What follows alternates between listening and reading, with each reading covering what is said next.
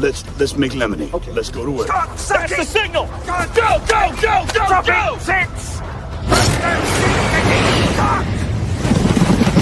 It's beautiful!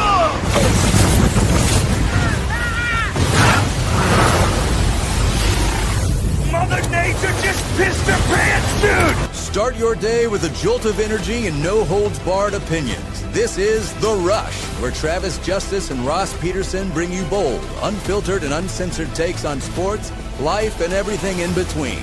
Buckle up and let's go.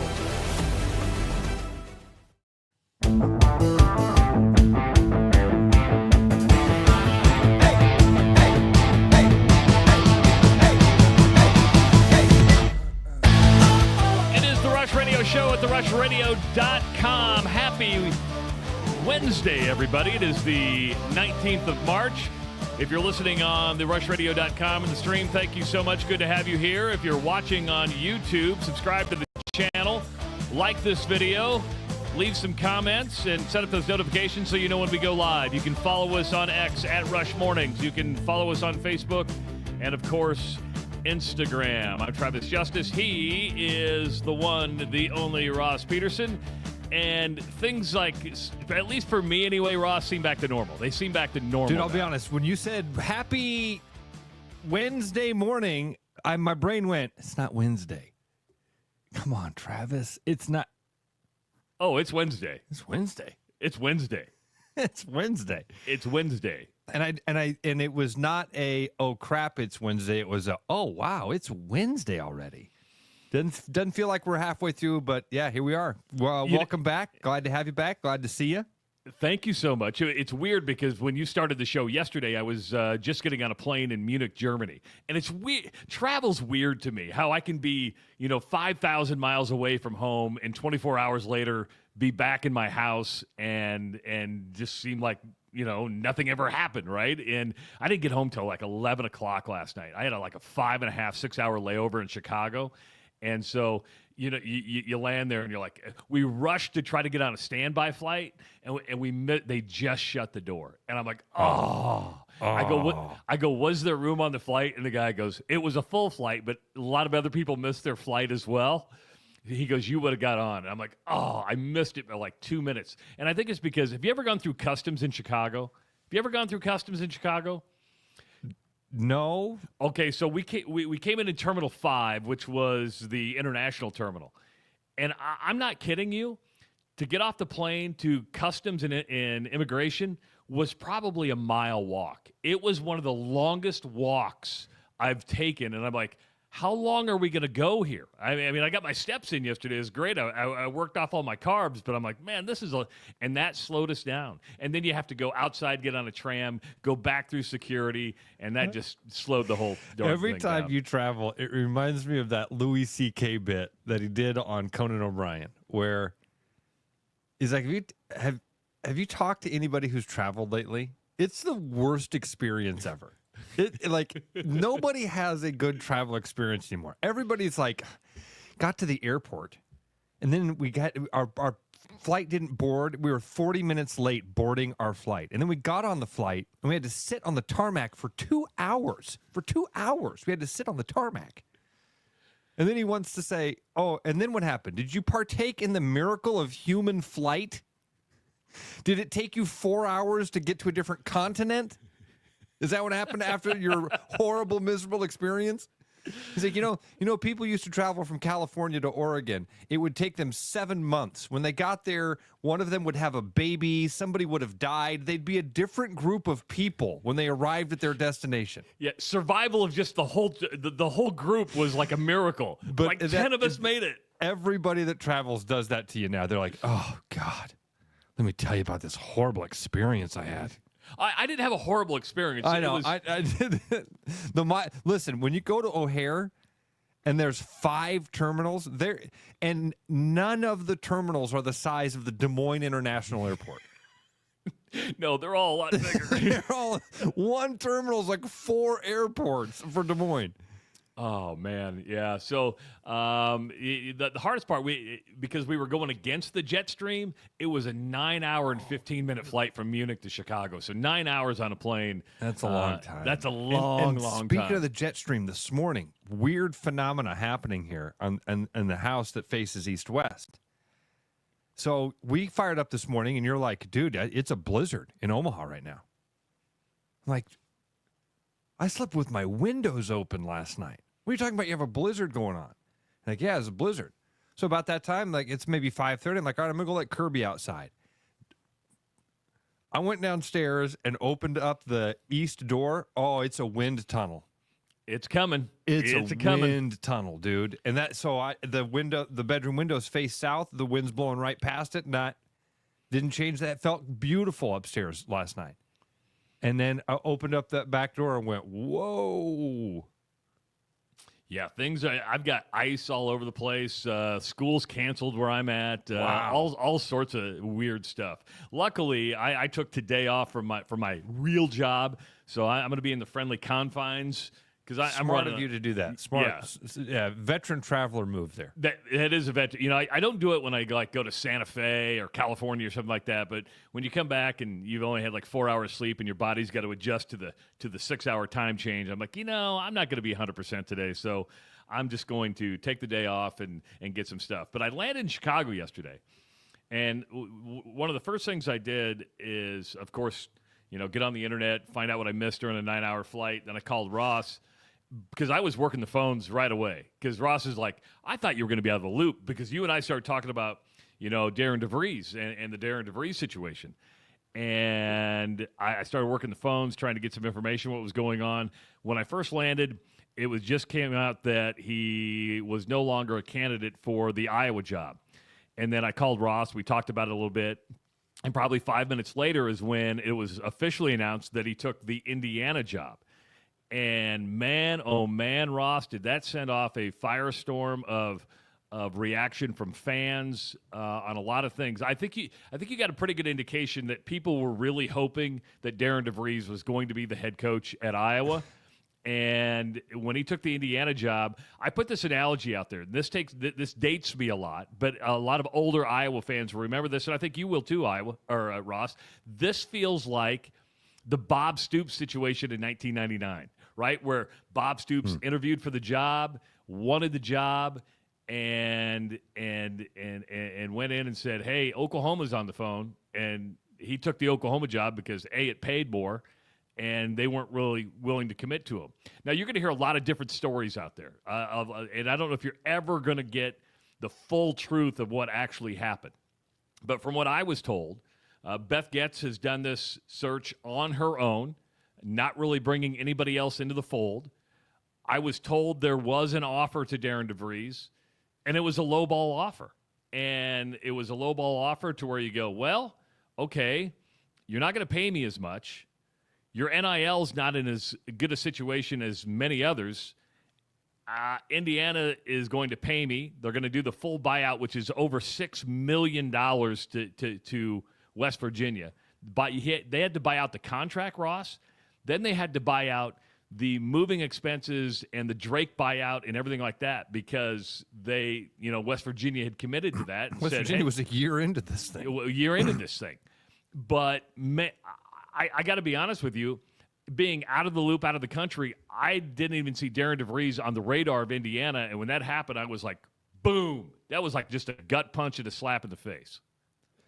I can only speak of it from an Iowa fan's perspective, Travis, and I think that you're right. Yesterday, what that showed was that most Hawkeye fans had not slid Ben McCollum into that 1B slot that we had talked about. That we felt like either DeVries or McCollum, you're going to be okay. That's going to be a good splash. You're going to get a guy that seems like he's a winner right now.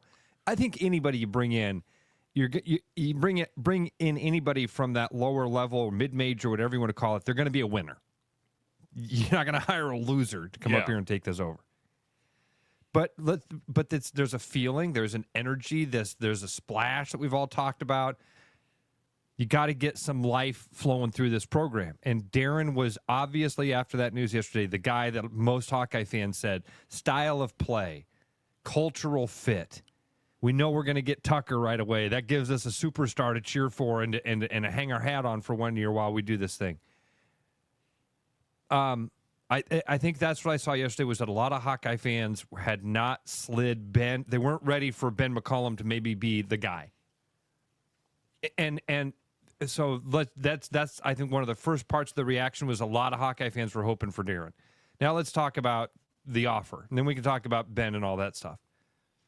Because we don't know what the offer is. We probably won't ever know the actual details of it, but pretty obvious. I mean, just here's what we do know. Here's what we know. Darren DeVries loves Iowa. The coaching the Iowa basketball team was Darren DeVries' dream job. Not West Virginia, not Drake, and maybe not even Creighton. From what I have heard about from Darren DeVries, from the people that know him, he wanted to be the Iowa basketball coach. So he's available. The job is open. And he ends up taking a different job within the conference. Like that was one of the things about Ben was, or about Darren was, he's not going to leave unless it's for Iowa. And I truly believe that. That's why you said you didn't even know he was on the radar for Indiana, because it was like, well, he just got to West Virginia, so if he's going to stay at a Power 5, if he just wants to be a Division I college basketball coach, he's got his job. Tucker's going to graduate. He's going to have a great time. If he wants to move back home, and he's going to move back. He took the Indiana job. So that I think the second part of what happened for a Hawkeye fan yesterday was that reality check that I've been trying to talk about for a long time. We are not who we think we are. We are not who we think we are. When it comes to Hawkeye basketball, if you think that Iowa is a top half of the Big Ten job, you have a reality check that needs to happen. You need to put the perception in your head of who are the worst college basketball programs in the Big Ten. Is it Northwestern? No, I don't think it's Northwestern. I mean, maybe from a resource standpoint, Nebraska? Nebraska might be, because you they're are really Nebraska basketball. Like that, the world sees you in that category. You're not the Michigan State, Purdue. You're not that. You're not even the Indiana's, Rutgers. You're not even there.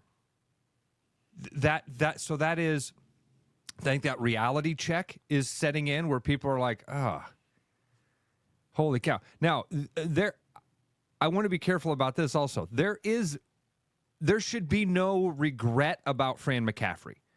None of this should be like, oh, well, see, should have kept Fran.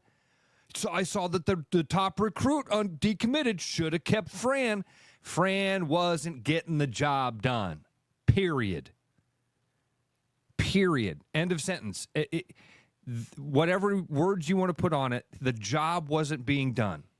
He wasn't winning the games he needed to win. He was bringing in nice kids, bringing in good guys. He was coaching them up. He was rolling the balls out.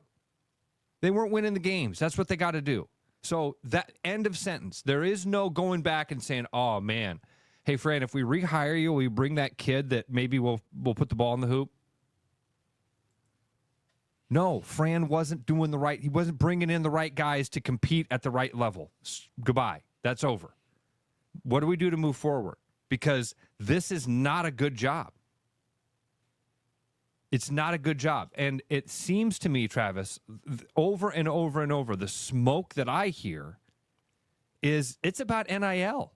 100% about NIL. That if you can't show up and say, hey, guys, first of all, you're going to get a big contract. We're going to put you in a position where you can win. But how do we put you in a position where you're going to win? It's more than recruiting base. It's more than facilities. Nobody gives a crap what your locker room looks like anymore. What they care about is how much cash are you bringing in the door. You know, we're going to hear from Fran McCaffrey. And again, I blame Fran. I blame Fran for there not being an NIL base built up for that college basketball team. You can blame Beth Getz because eventually the buck has to stop there. And the minute that she fired Fran, or before she fired Fran, those should have been the phone calls she was making. Hey, guys, we got the cash, right? We got the cash because I'm going to do this thing, and I'm going to need like $15 million. What do you mean $15 million? Well, we're going to have to pay off West Virginia because if we're going to get our guy, the guy that we think everybody's excited about, and really spark this thing, this is what we got to do. You know, we're going to hear from Fran McCaffrey later in the show. He did a podcast yesterday, and this won't be the soundbite we hear, but he talked a little bit about NIL, how, you know, he doesn't want to build a team that way. He wants to have relationships, recruit guys, and have long-term, which is a noble, old-school idea. Totally understand it. There's a reason Tony Bennett got out. There's a reason some of these coaches are getting out because they don't want to deal in the new world. What you're saying, Ross, and you're 100% correct, this is the new reality. You don't have to like it as a fan, but you have to compete this way. And that is, Iowa has one of the lowest basketball NILs in the Big Ten. One of the lowest. I believe Indiana's was like $3, $4, maybe $5 million in NIL money last year. You have to be able to compete. And if you're going to interview a coach, their first question, I promise you, their first question is, how long is my contract and how much are you going to pay me? Their first question to an athletic director is, what is your NIL situation and how much can I pay my players? That's the first question they're going to ask. Then it's going to go, okay, let's talk about me. Because if you want me to build a roster, if you want me to go out there and turn a program right away around, I need the funds to do it. Yeah. Again, and I do think, Travis, I think in an interview, it probably goes the other way around, where you start off by saying, I know what it takes to build a winning program. Are you willing to give me what it takes to build the winning program? Because it's more than my salary, more than my assistant coaches that I need to bring in here to recruit the guys that I need to win at this level. When I go to recruit them, I got to have cash in hand. Who do I talk to do that? And if the response is, well, we're going to figure that out. No. Wrong answer. No, That's the wrong answer. Wrong answer. It is March of 2025. And to be more specifically, you can get down to the date because this stuff is changing by the minute. By the minute. March 19th, 2025. You guys don't have a phone number for me to call? You guys don't have that dude sitting in this room with me? What the hell are you doing? Because when I go to Indiana, I show up, there's a bag man waiting at the door for me. Saying, get to work. Get to work. Who do you need? What do you need? We got it. We got it. We want to win. And again, like a lot of these are conversations we repeat a lot, but it's a priorities conversation. It's a priorities conversation. What is the priority? If the priority at Indiana, it very obviously is winning. Winning. National titles. That's the priority. Not Big Ten titles, national titles. I saw somebody put in the chat there and said, Iowa job is a Big Ten job. That makes it a good job. No. I'm sorry, not in that landscape. It's a perspective thing. Is it a good job compared to coaching East High School? Yes. Yes, great job. That's not what we're talking about. Is it a good job in the Power 5? Is it a good job in Division I basketball? Is it a good job in the Big Ten? The answer to that, is it a place you can win right away? We're seeing the proof in the pudding. This is not my opinion. The proof is in the pudding. You can't get the guy that is you're his dream job, and he won't come to coach for you because you don't have the resources to provide him what he needs. That's not a good job. You got to find a unicorn now. And Ben McCollum might be the guy. If Ben McCollum is, so let's just play this thing out. Let's say Drake beats Missouri. And I hope to God they do. Just tell you what, the Iowa fan in me, there's a little part of me that's like, kind of hope they lose. Well, because I think you and I are on the same, and I put this out there on our Twitter page yesterday, which you can follow us at Rush Mornings. If Ben McCollum and Drake win on Thursday, that could change the dynamic of everything because Ben McCollum now gets even more notoriety. And what I mean by that, there are better jobs in Iowa out there with a lot more NIL money. Villanova, okay? And you're going to go, Would you go to the Big East? Big East, pretty darn good basketball conference. Expects to win national titles. Jay Wright won national titles there. That's what they expect, and they got Philadelphia money. Then you have Virginia's out there. Tony Bennett won a national title at Virginia. They expect national titles. They want to compete. They've got money. Now, the West Virginia job is open. Ross, do you know who hired Ben McCollum at Northwest Missouri State? The West Virginia athletic director. Really? Wow, yes. That's funny. So there you have a connection there. West Virginia, say what you want, has a lot more NIL money and a basketball pedigree and a basketball history that is better than Iowa. Oh, yeah. Yeah. And so if Ben McCollum and Drake win on Thursday, the competition for Ben McCollum gets a lot more fierce. This reminds me, you got to go back to the early 2000s, maybe late 1990s. And this was a turning point for Nebraska basketball. You're going to say, we just talked about Nebraska being a really bad job. It is. But I think of how it could have turned. Because, Ross, they had just gotten rid of Danny Nee. Okay? Oh, remember that? Yeah. Danny Nee was the basketball coach. They got rid of him. There was a coach who was coaching at Tulsa at the time that was lined up, ready to take the Nebraska basketball job. His name was Bill Self. He got a win in the first round of the NCAA tournament. I think, in fact, Tulsa got 2 wins, and he took the Illinois job instead. He was going to take the Nebraska job. Wow. He kept winning in the NCAA tournament. His stock rose, and don't forget, he built a great team at Illinois and then took the Kansas job. But that's how you win, your stock goes up. And by millions. Millions. And especially if again, just reading the tea leaves, if one of the job offers is going to be Iowa, and Beth gets sales pitches, hey, we know you want to be here. Because it's going to be the same sales pitch that it was to Darren DeVries, probably with less money. I would agree with that. That she shows up and says, all right, we understand you really want to be the coach here. We understand this is your dream job. So therefore, we don't have to pay you what we think you're really worth. We're going to offer you this many millions. Hope that you'll jump at that because we just don't have the cash here. We don't have it laying around. And I see this. Dude from Iowa wrote in, Iowa City is a better place to raise a family. This is the stuff we tell ourselves. Yeah, because at the end of the day, when you're making $3 million a year, you get to live in a pretty nice area and raise a family how you want. Every one of these universities has a, you go up to Ames, Trav, and it doesn't take long to look around, and you go, all the professors and the Division I coaches, they all live in this one area. Put my kid in that school district. Yes. Put your kid in any school district you want. Yeah, right. And then again, if one job's offering you X million and the other one's offering you 2X million, go, wait, I can double my salary doing the same job and have a better chance of winning and keeping my job and not pissing off the fan base and not having my kids go to a school where the people hate them and are talking about how I should be. Okay, yeah. Morgantown it is.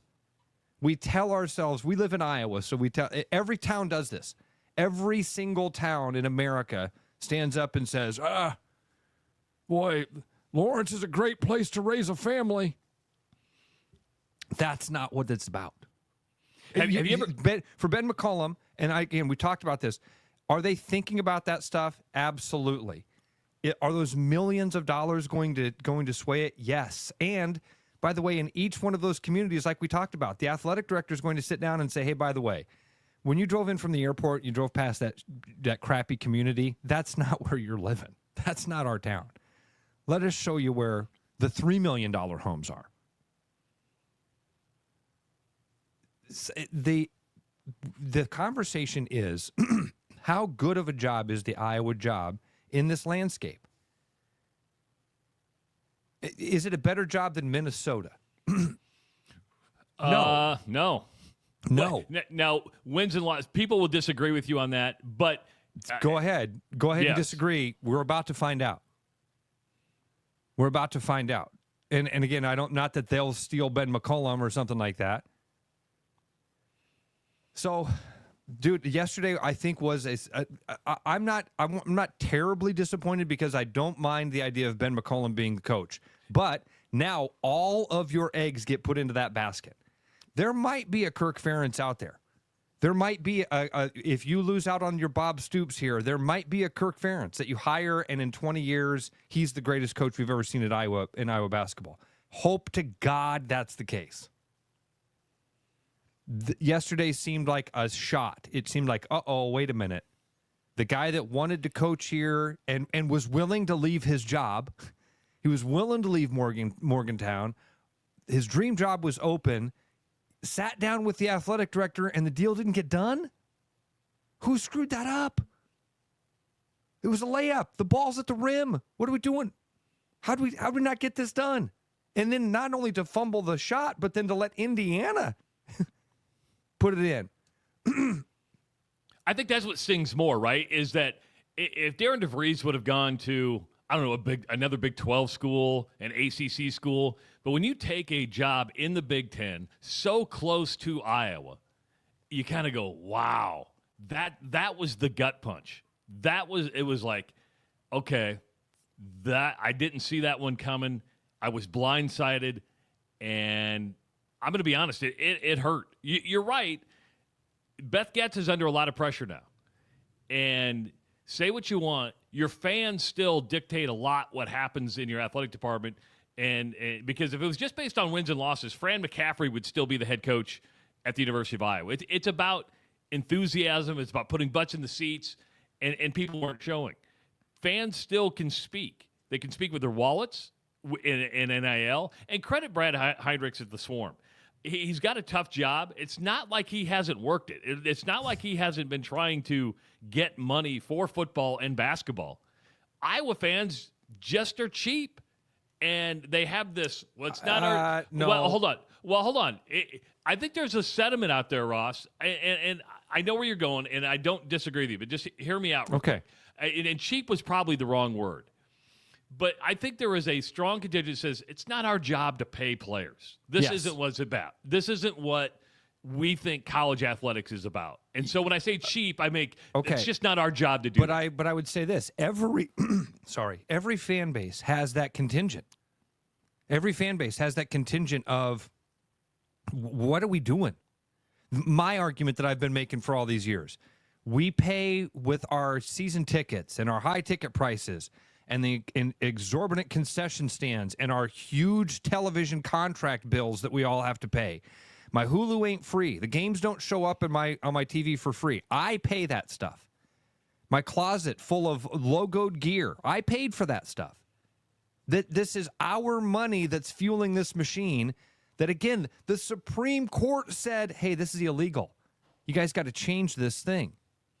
You got to move your salaries around and start figuring out how to pay the players. And they didn't take a single pay cut. They didn't not one athletic director, not one coach is making less money. What they said was, hey, guys, we need more. We need more. Give us more. Give us more. Now, I will tell you this. Brad, no knock on Brad. Brad's done an excellent job, and he's done it all as a volunteer, basically, to do this thing. This, again, it goes back to Fran. I think you can put a part of it on Gary Barta. Some of it goes to Beth Getz's door. All of that seems to be football-centric, right? Look at what Iowa State did. When they brought in Brent Bloom, they said, hey, this is going to be like an all-encompassing deal. It's going to be the entire university. It's not, and the Swarm, from every conversation we've heard from Brad Heinrichs, from all of the fundraising that you see be done, it is football-centric. Fran never wanted to be a part of it. He said that. He says it in interviews now. I don't like the way the world's going. Okay, so that's why it raced past you. And now we as fans are stuck in this position where we're like, well, we don't want to give money to basketball because basketball sucks. Why does basketball suck? Because nobody gives it any money. Well, how come nobody gives it money? Because they suck. It's a cycle. It is a cycle. It's a spiral, right? And you can and all of these little things. Well, it's the arena. Nope, women fill it up. Well, it's the fan base. The fans are cheap. Nope, they're funding the NIL. The football teams brought in the number one portal guy every year. Every year, the number one name in the portal has either been at Iowa or ended up at Iowa. We've got the cash. We got the cash. It's just being funneled to football. And that it goes back onto those 3 doorsteps that we talked about. Fran, who didn't get involved early enough and refused to ever be a part of the changing world. Gary Barta, who was reluctant to do any of this stuff also. And now Beth Getz, who is following in those footsteps and trying to run the same plays that Iowa Athletic Department has run in the past. The game has changed. Brad Heinrich should be in that meeting with Darren DeVries. 100%. Hold on to that thought. Tony, can't hold. We're going to get to your phone call when we come back. And by the way, the phone lines are back, 515-517-2303. Tony, stay on hold. We'll get to your phone call when we come back. It is The Rush Radio Show at therushradio.com. Spring is coming up, and it's a time for cleaning and renewal. Get your spring cleaning started early with a fuel induction service from Willis Volvo Cars. This service cleans out carbon buildup and other deposits from the fuel injectors, intake valves, and combustion chambers. This service can provide fuel efficiency, performance, and power to make sure your Volvo is ready for spring and summer travel. Right now, we are offering 10% off of fuel induction service, so give us a call or head online to willisvolvocars.com.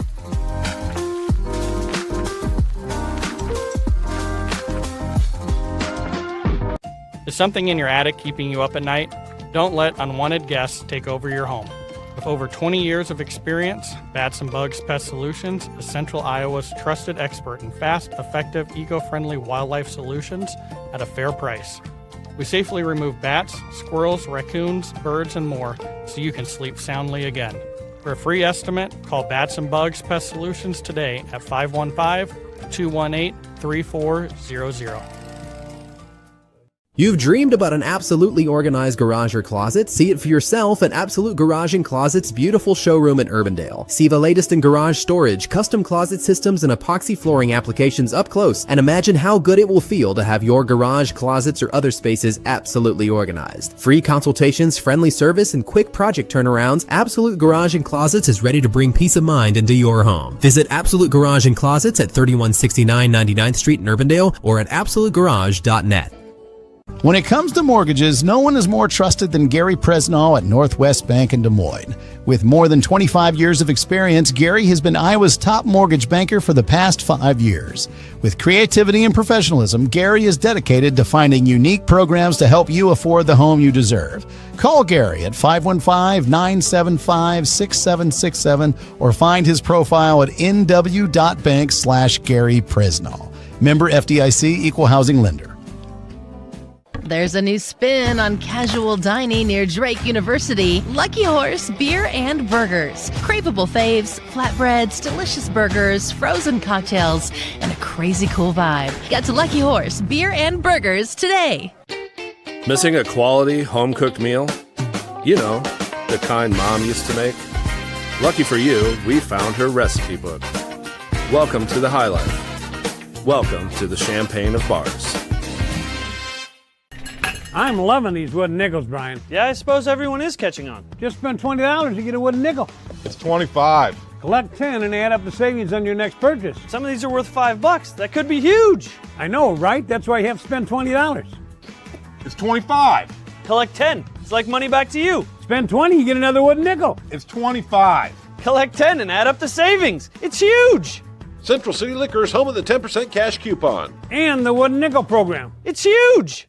Hey guys, my name is Mason Miller. I'm the Infinity Sales Manager out here at Willis Infinity, and this month we are springing ahead with some great deals. Currently this month we are doing 1.9% out to 72 on all QX50 and 55 models. Also this month we are doing $3,000 conquest on eligible models for the QX80. Stop at our showroom or visit us online at willisinfinity.com.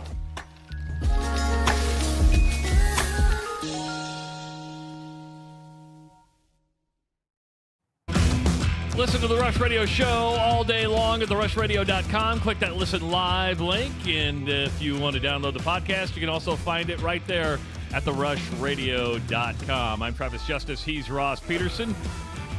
Start your morning off right with a Core Power from Atlantic Coca-Cola Bottling. You can get your protein, everything you need just to get you fueled up for the day, whether that's a breakfast drink, a post-workout drink. Come in a variety of different flavors. Core Power from Atlantic Coca-Cola Bottling. Lactose-free, super delicious. The vanilla tastes like an absolute milkshake. Love me some Core Power. Use it for a creamer in your coffee. Yep. It works. Hey, we got the phone lines back at 515-517-2303. Tony waited on hold through the break. Tony, welcome to the Rush Radio Show. What's going on, man? Hey, guys. Love the show. Thanks for taking the call. I appreciate it greatly. You guys really, in the first half hour, have made just about all the points I'd make. I'm an 82 Iowa grad. I've seen the best of Iowa basketball. I actually watched Carver get built while I was in school. I think fans just need to take a deep breath. Travis, I think you're spot on with the Ferentz comparison to the coaching search situation, except I would argue that, and I think you know this, that there may have been a botched move by the AD there that kind of moved this down the road. I don't think that's – yeah, go ahead. Bob Bowlesby botched that, 100%. Right, but I don't think that's the case here with Beth. I think by everything you can see from the outside, she did her due diligence, and at least you'd like to believe so. This is a high-stakes move for her. It's her first major hire. Now, I do think the framing of it within coverage and public and all the boards and whatever is either being DeVries or McCollum. And then all the enthusiasm over DeVries would have been a home run hire. Now she's kind of backed into a corner with McCollum. Hopefully will come through. Otherwise, there's still a ton of great candidates out there, and fans need to realize that. This is what a coaching search is like.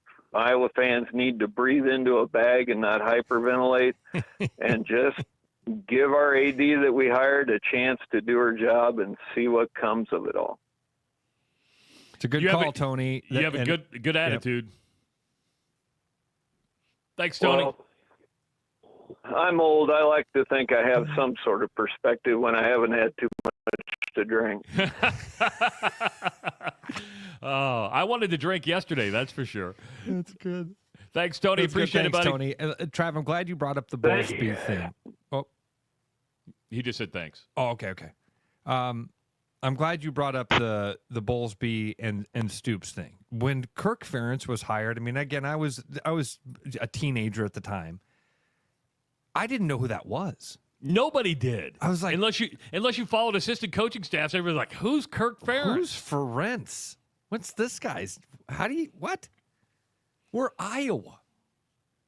That's Iowa football after Hayden Fry.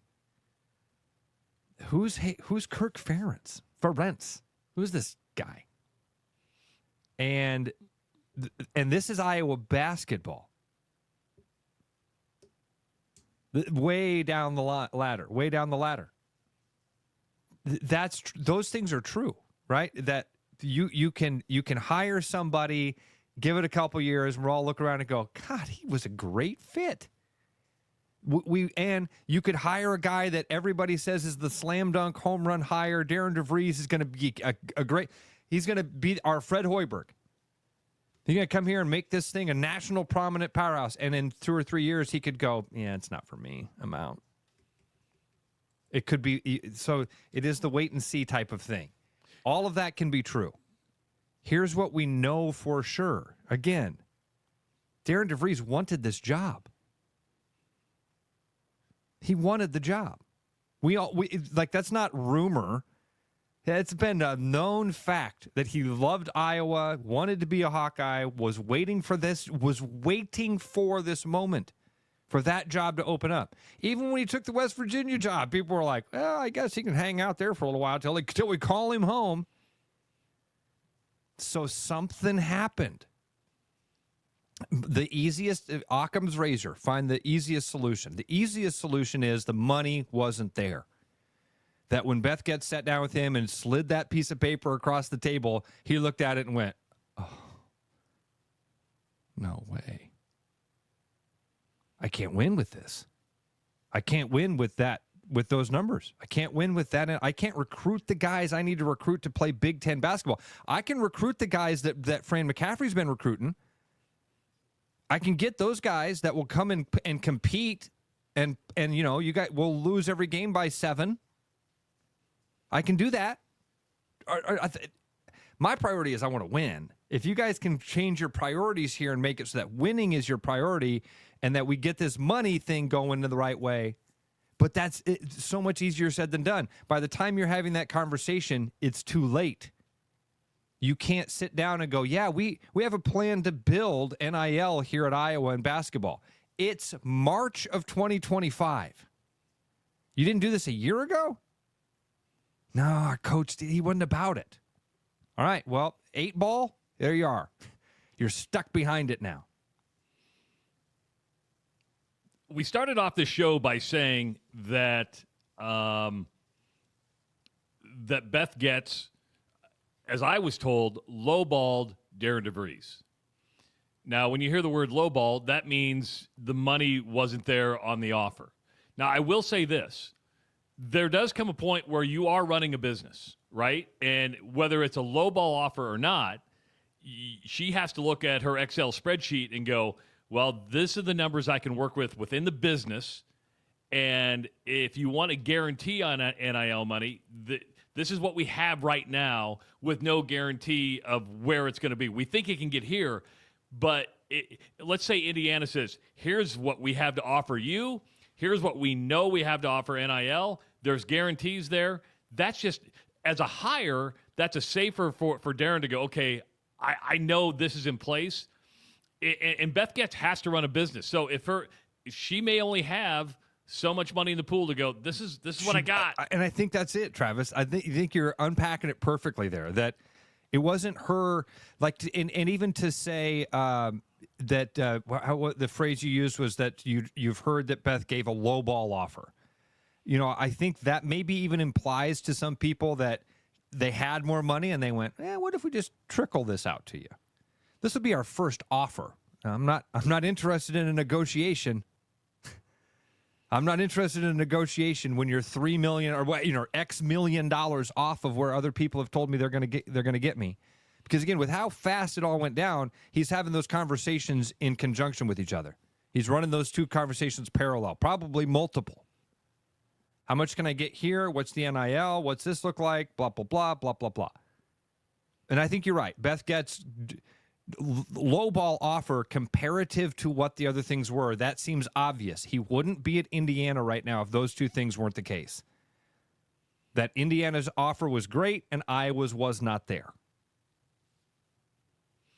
It's interesting.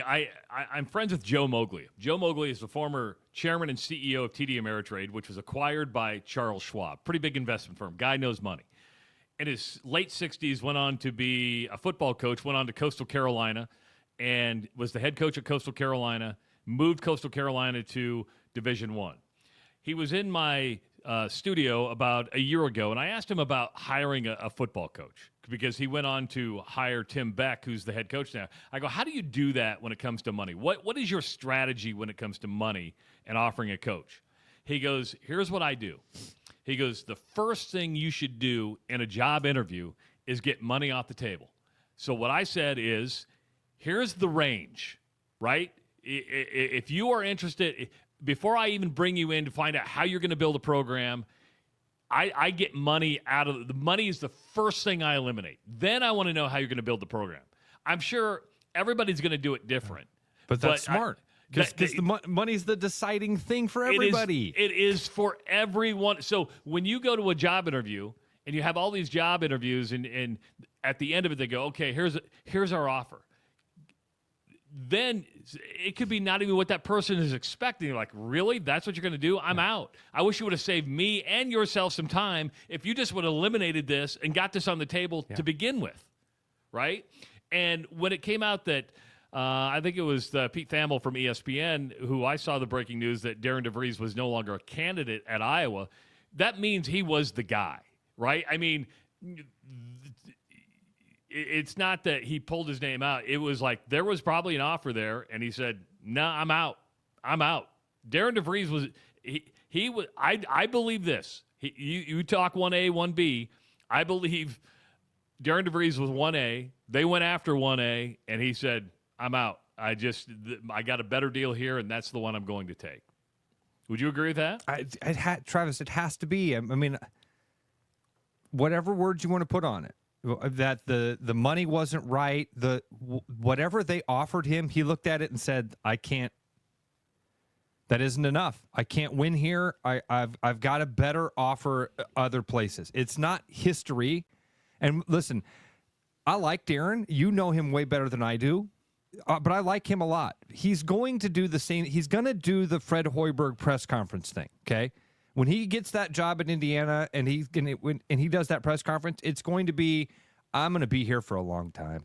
This is a dream job. You kidding me? I get to be a Hoosier? This is amazing. Thank you so much for welcoming me into this family. This is just, can't wait to see. Sky's the limit, everybody. High fives all around, right? It's going to be that press conference. It's the situation is he couldn't win at Iowa. It doesn't exist right now.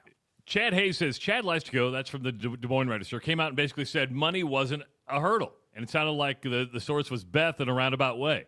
Was this fumbled by Beth? She took for guarantee that Darren DeVries wanted to be at Iowa. Listen, it's about money. It is, and it may not be about money for the coach per se. You have to factor in NIL here. When you have guys at Indiana that are making $2 million a year, and Iowa players are paid $300,000 a year, that's a different pool of money to work with. It just is. That's the reality. I'll reach out to Chad and try to see what exactly that means. But I mean, is Beth Getz going to tell reporters that it wasn't money? Yeah. Yeah, that's 100%. Yes. That's called covering your ass. Yes.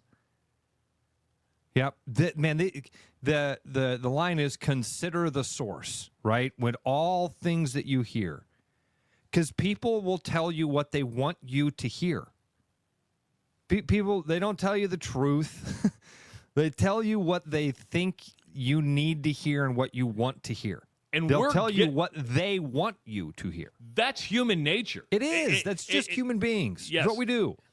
And there could be half-truths in there, right? And it's one of those things, if you talk to me, I'm going to spin something that try to makes me look as favorable as possible, even when I screw up. Exactly. And I don't blame her because, again, we all do it all the time. That's what human beings do. But when somebody reports it to you, and love Chad, Chad's been a friend for a long, long time, doing his job in saying, "Oh, I got this information. I'm going to share this information with my viewers, listeners, readers." He's doing his job there. It is a consider the source conversation. She told you that? Of course she did. Yeah, money wasn't a problem. Then what was it? Indiana's just a better job? Okay. Yes, it is. Yes.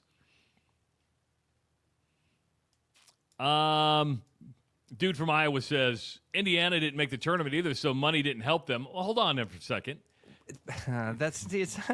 It's not exactly a one-to-one correlation. It's not. Right? And then we talked about this with NIL and Alabama and Texas A&M and all those other schools that are paying bajillions of dollars, Miami, paying every player on the team a bunch of money, and then it doesn't equate to wins.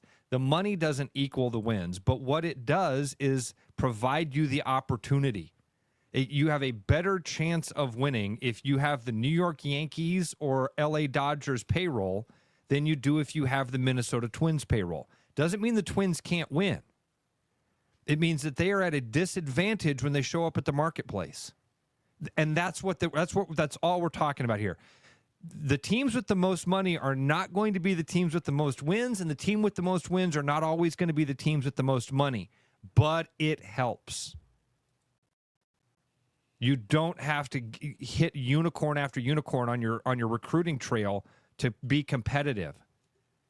You can miss on a few guys because you've got other dudes sitting around that are helping out. It's not just about the money, but that's indicative of how much of what your priority is.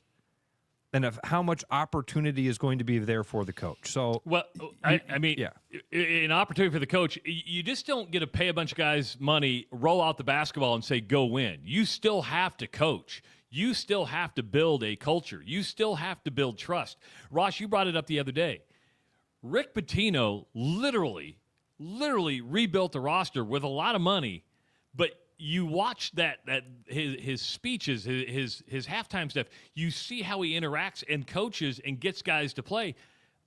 Mike Woodson wasn't able to do that at Indiana consistently. This is one of the reasons they're worth a lot of money is because it's a tough job.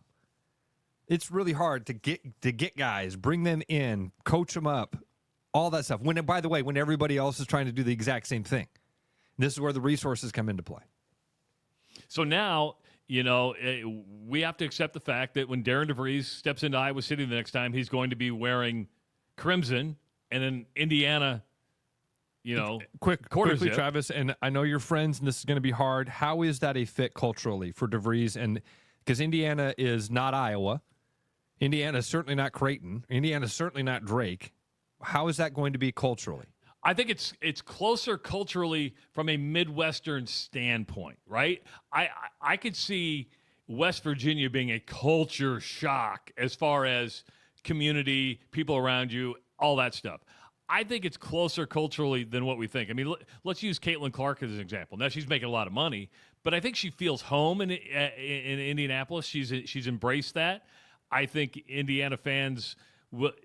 And at the end of the day, the culture gets better if you win. If he's able to win, the culture is going to be really, really good for Darren DeVries. I think there's always a part of you that says, you know what, this was my opportunity. It wasn't the best thing for me. He had to get some kind of a feel in the interview and everything that it was going to be a good fit for him and his family. Here's where it's going to be different culturally, Ross, even from West Virginia. The fishbowl that is Indiana basketball. That's kind of what I was getting. Yes. I mean, you've got guys at the Indiana Star like Greg Doyle who will be quick to turn on you in a dime. You will have a fan base that is not patient. The expectations are going to be, especially with this money attached to it. Yes. The expectations are going to be win and win now. Yes. There is no, hey, we got a rebuilding project. Nope. Now, and he did it at West Virginia. Remember, they lost every player almost off of last year's team. Again, this happens. We've seen it in Central Iowa multiple times. It's 2025. This is what you do in college basketball. You flip things immediately. And he probably walked in with a few names, not just his son. He probably walked in with a few names, said, here's my plan to win next year. Here's my starting lineup. Yeah, I can beat. By the way, Iowa didn't have any dudes on their roster anymore, so I'm beating their 7 walk-ons with these guys. And that's going to be the culture difference, is just the expectation and the fishbowl that he has to live in now. But you know what coaches do, Ross? They thrive on this stuff. They love you don't get into this level of coaching if you don't expect to be in that type of environment, right? Now, he's going to be watched closer than he's ever been watched. He's going to be nitpicked more than he's ever been nitpicked. But I think coaches in general sign up for that challenge when they want to coach at this level. He'll long for the days where his hard-hitting questions came from Justin Miller. But you're right. You're right. But now it all falls on Darren DeVries. And what I mean by that is Fran McCaffrey could use the excuse, hey, I didn't like the Changing NIL landscape. world. I'm an old school guy. Yep, I didn't want to pay these players. This is all. I'm sick of having these conversations about salary with a 17-year-old. Yeah, I get. And we all do the same thing. We all go, yep, old school fella. But Indiana now has said, you've got money for you. You've got money for NIL. It all falls on your plate. Yeah, that's the cultural difference. But some coaches have that desire to win a national title. If you were to say, even where Indiana basketball is today, do you have a better chance at winning a national title at Indiana or Iowa? What are you going to say? Oh, it's Indiana. It's Indiana. It's right. I mean, my first suggestion to Darren DeVries would be, whatever you do, don't change the candy stripe warm-ups. Don't change the colors as your first advice. They've always had those like peppermint, striped pants. Yes. Don't change that because in fact, bring them back and wear them all the time. Yes. I'd go full Brooks Reynolds. You know how Brooks wears the bacon pants everywhere? Yes. I'd just wear the candy striped pants everywhere. Yeah, you come out in like a candy stripe 3/4 zip and say, "I'm ready to go. I'm here for it, baby." But now, over the next, until a hire is made, Beth Getz is going to be under a microscope. Yeah. Ben McCullum is, if it's not Ben McCullum, people are going to, we could have like the French Revolution amongst the fan base. I mean, people are pretty mad now. They're going to be really upset if it's not Ben McCullum. That's my point about it. All your eggs are in that basket now. Because I didn't expect that reaction. I mean, Travis, there wasn't. I kind of thought that DeVries was going to be the guy. And yesterday when we got off the air, the more I thought about it, I was like, yeah, this is probably going to happen. They got to work out that buyout thing, and that's going to be really hard. I mean, that's a big chunk of money. Iowa's already paying off Fran. Going to have to buy out DeVries and then pay him. Boy, there's several millions there. That's where it came up short. That's where I think that Beth Getz is doing the math, and she's like, all right, this is what I can offer you. Oof. Okay, what's my NIL? Non-existent. You're going to have to build it. And if you build it, they will come. Well, it takes a while to build. Because if you want me to win now, if you want me to get fans or butts in the seats, I have to have money in the bank. Yes. You probably need more money on year one than you do in year 5. You know what I'm saying? Brad Heinrichs was saying in an interview a couple weeks ago, he has paid some of the NIL money for the football team out of his own pocket. Because he can afford to do that. Well, it doesn't matter who can. But no, I know what you're saying. It's the concept of all this.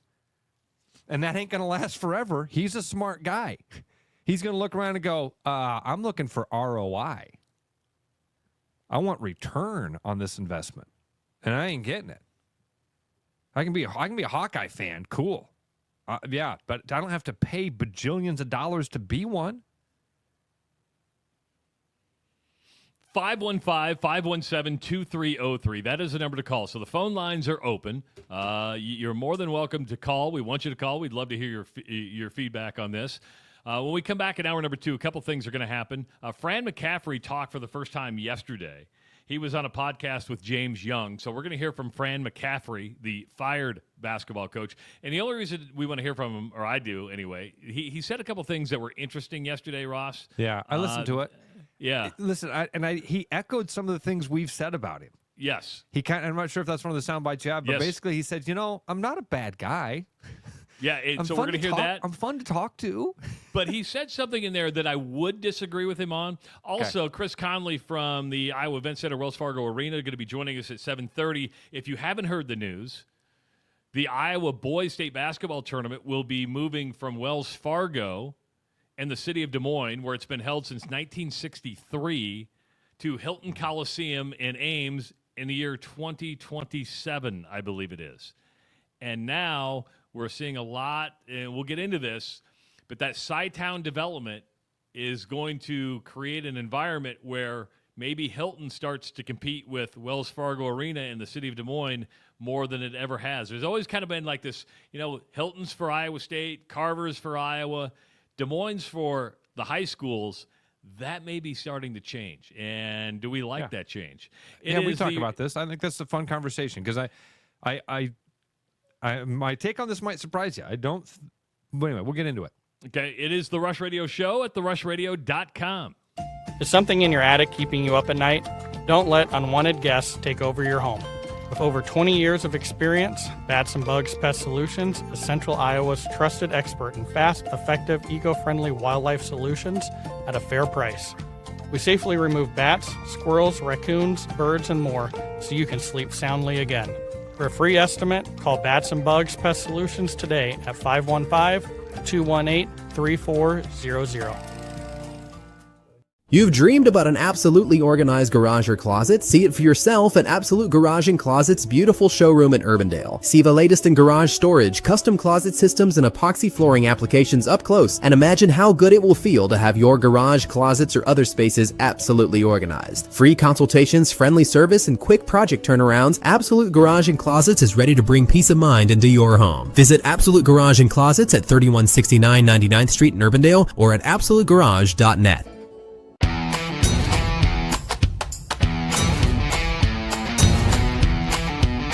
The largest selection of German beer in the world?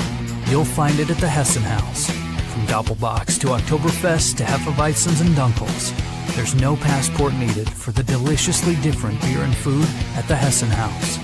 So grab your friends and make it a fun night out. The Hessen House, 4th and Court, Des Moines. When it comes to mortgages, no one is more trusted than Gary Presnall at Northwest Bank in Des Moines, Iowa's top mortgage banker for the past 5 years. Call Gary at 515-975-6767 or find his profile at nw.bank. You know, Brian, at Central City, we really do have the best selection around. I know. High quality stuff you can't find anywhere else. Whistle Pig Plantation Rum. Yeah, and over 150 of the best scotches on earth. And a ton of bitters, mixers, and more. You know what we are? High class. Definitely high class, yeah.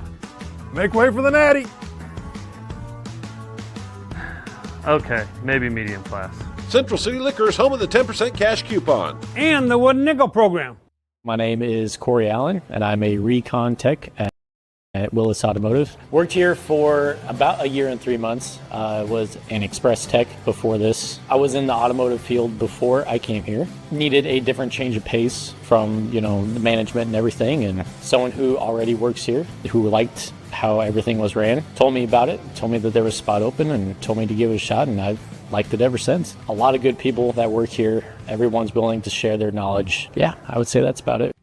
If you have a pest problem with over 20 years of experience, Bats and Bugs Pest Solutions is Central Iowa's local expert in fast, effective, eco-friendly pest solutions at a fair price for your home or business. Call us today at 515-218-3400.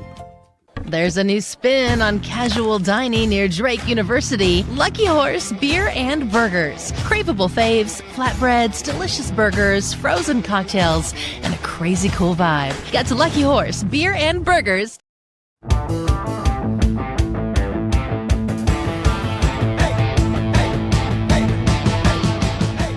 Hour number 2 of the Rush Radio Show at therushradio.com. If you're listening on the stream at therushradio.com, thank you so much for taking the time to bring us up each and every morning. If you're watching on Facebook, like this video, subscribe to our channel. Again, hit that subscription. And you can follow us on the other social media channels at Rush Mornings on X and just search The Rush with Travis and Ross on Facebook and Instagram. 515-517-2303 is the number to call if you want to participate in the conversation. Ross, I was just looking at the our real-time map, and I'm like, there's a pin. Somebody's listening to us in Aruba. Oh. Somebody's on the beach. You know who it is? Because I just got a text. It's Chris Meharry, who's on a beach in Aruba. He goes, "Hey, I'm listening," and I bring up. I'm like, "Yep, there he is." I can see. I can see your pin on the map. I had lunch with Meharry last week. He didn't tell you he was going to Aruba? Little coffee. Yeah, he's going to do some family photos for me coming up next weekend. But man, just that we mention him from time to time, and I'm not saying this because he's listening. Genuinely, like such a fun dude to talk to. I have awesome conversations with him, man. Way more than you ever anticipate. You're like, I'm going to go get coffee, and we'll probably talk about Prince.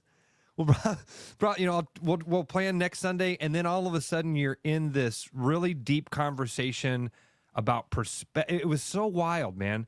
I walked in, we were getting coffee, and he was already sitting down. I'm at the counter, and I said, "Man, Chris, I've been thinking a lot this morning about perspective, and how that leads to your appreciation of things."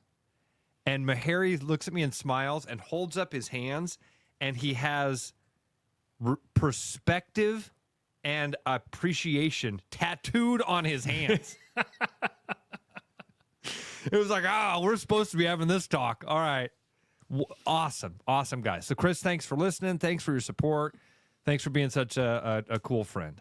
Which is really cool, and it's a reminder that no matter where you go in the world, you can always listen to the Rush Radio Show, whether that's on the stream or YouTube. So, if you go on vacation, you don't have to, we're not gone from you for a couple weeks. Hell, I did the show from Florence, Italy. It was like, okay, let's just set up in a hotel room and here we go. What I like about Chris, I'm jealous of Chris, and I'm jealous of people who can pull this off. And it's just not Chris. There's certain people that can dress in a certain way, and you're like, oh, I wish I could pull that off. He's the most eclectic dresser you'll ever find. Very pastel-y, wears hats, bow ties, and he's got the right frame and the right build for it, right? I could never pull that off. Okay, but it's not frame and build. Has nothing to do with his physical appearance, okay? Because think about it. You know another guy that can wear outlandish clothes and pull it off every day? Brooks Reynolds. Brooks can wear those bacon pants, and you know what I mean? Brooks can wear super bright colors. He can pull off weird hats. It's not the body. It's the aura. It is. Oh, that's a good way to look at it. We all have an aura, right? Yeah, it's that thing that you project.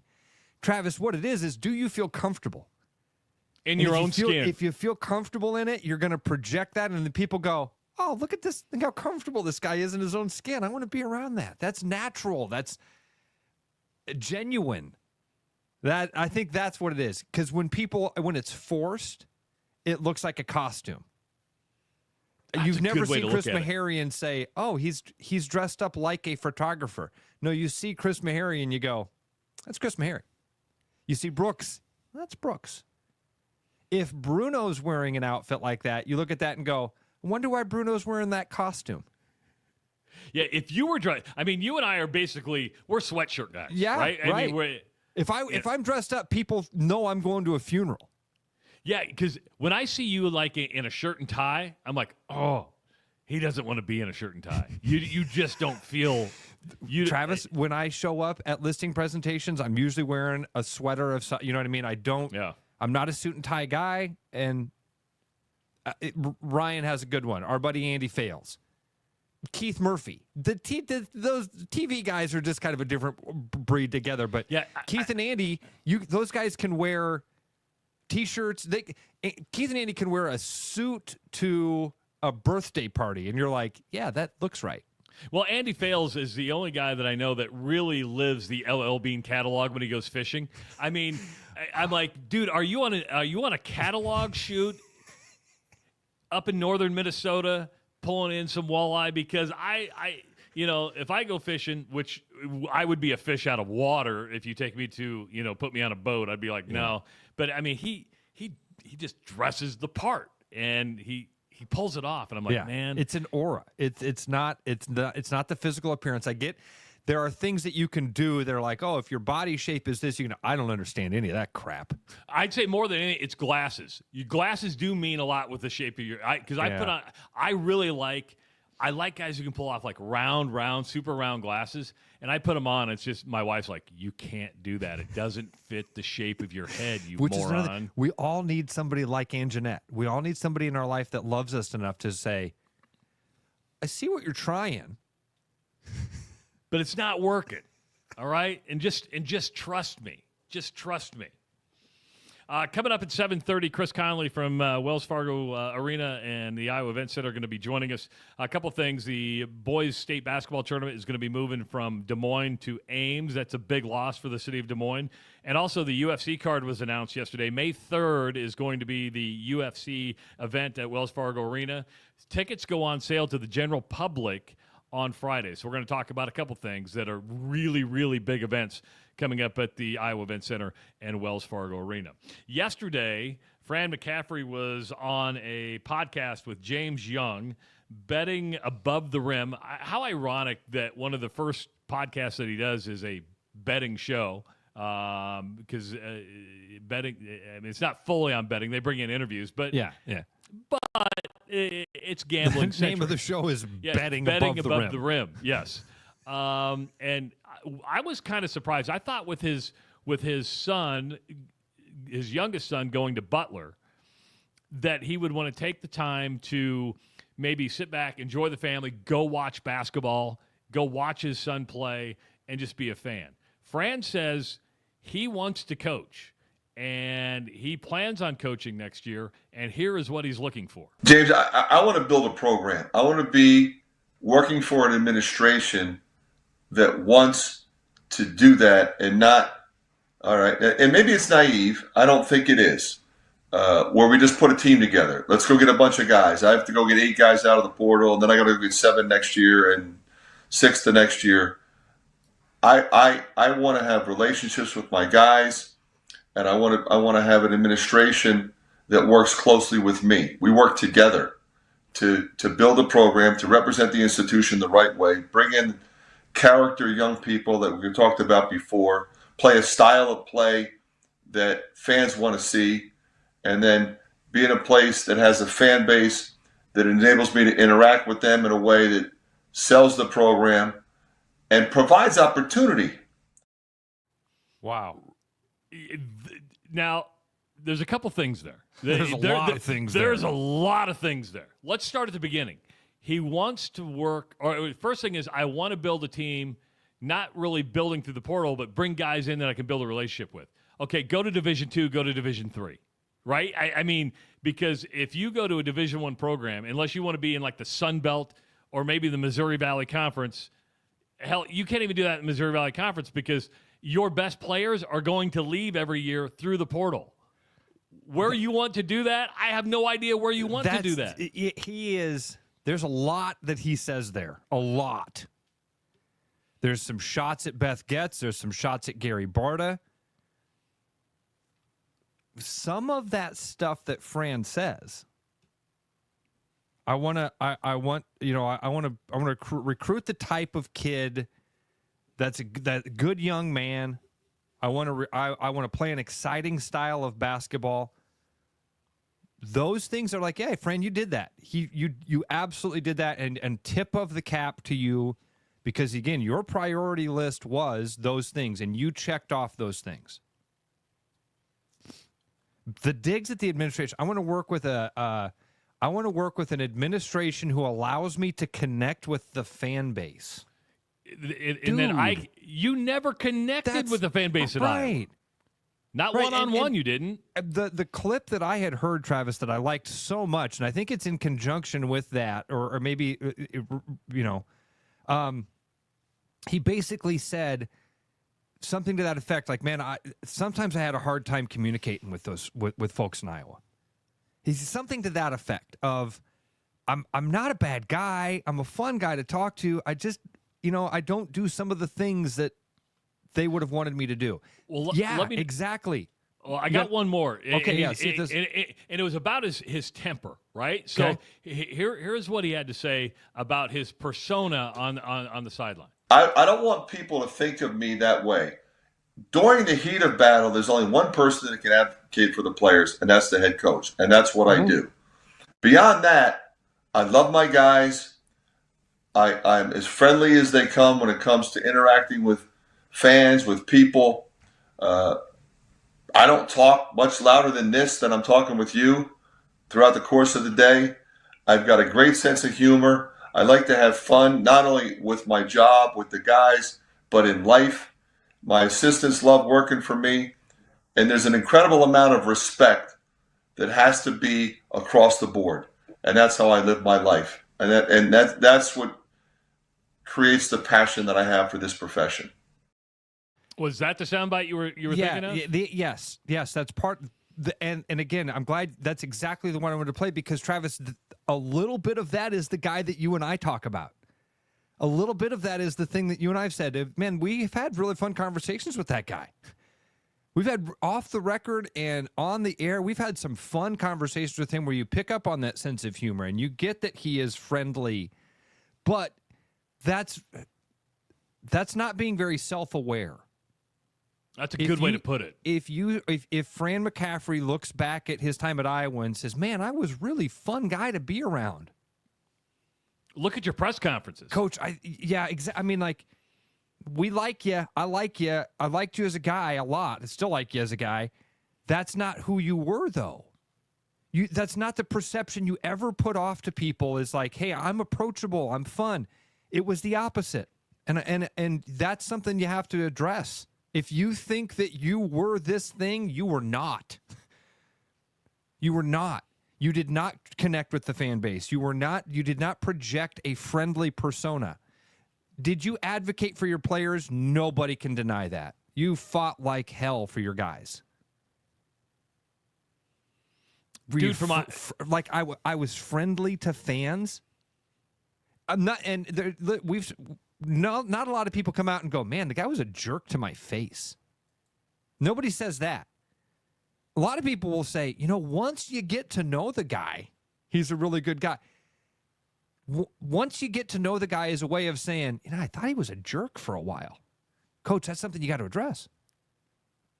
That's it. You got it. You nailed it, Trav. It sounds to me like his priority list is a perfect fit for a low Division I, Division II school. A lot of people writing in saying an Ivy League, right? Where you just recruit smart kids, good kids that you want to be around. All of that stuff. He doesn't want to compete in the Power 5 Division I world in this current era. And there are jobs for you, just not at a place like Iowa. Right. Somebody writing in, I wonder if Bobby Knight had a little self-awareness. Bobby Knight had full self-awareness. Bobby Knight knew who he was. And I don't think he ever tried to come off and say, hey, I'm a nice guy. He knew who he was. Yeah, I mean, I get what the commenters, what the listeners saying there, Trav, about like Bobby Knight would say in interviews, I'm a nice guy. Why do people hate me? Why do they hate me? I'm a nice guy. Don't call me Knight. I'm a nice guy. People like me. But I do think there's a little bit of that there. I don't think Fran is that far removed from it. I think that this is a few degrees off. Man, I've got a good sense of humor. Coach, we didn't see that. It's not a knock. We're having the conversation. We're just sharing what we've seen. We did not see Fran McCaffrey, the sense of humor guy. I don't see Kirk. If Kirk Ferentz came out and said, man, I've got a great sense of humor. I laugh all the time. I think he's got a dry sense of humor. I'm sure you do. And I'm the guy that you're asking for money from. I'm the guy that you're asking to fuel the machine. That's not the perception that I have. Jack writes in, and he's a little late to the show. He goes, I assume you've already talked about DeVries to Indiana? Yeah, the entire first hour, but we should. Well, a lot of it. Yep, had a lot of conversation there, but podcast will be up here shortly. But yeah, so it's just one of those things. Do you think Fran McCaffrey's coaching next year? That's the big thing, is that he says he wants to coach. He says he will be coaching. I'm like, do some of these smaller schools want to build with an older coach?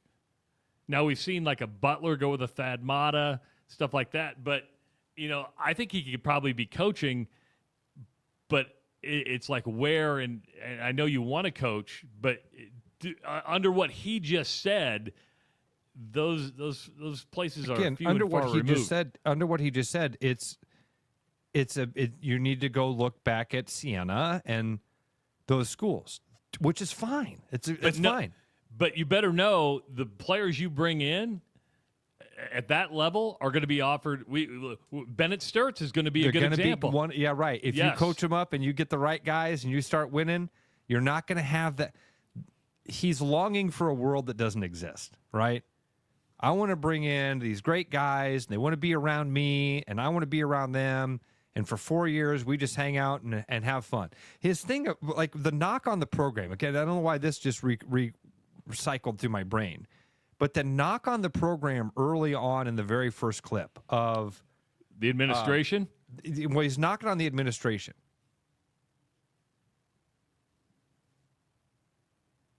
Can you that first clip was an odd one because he said, I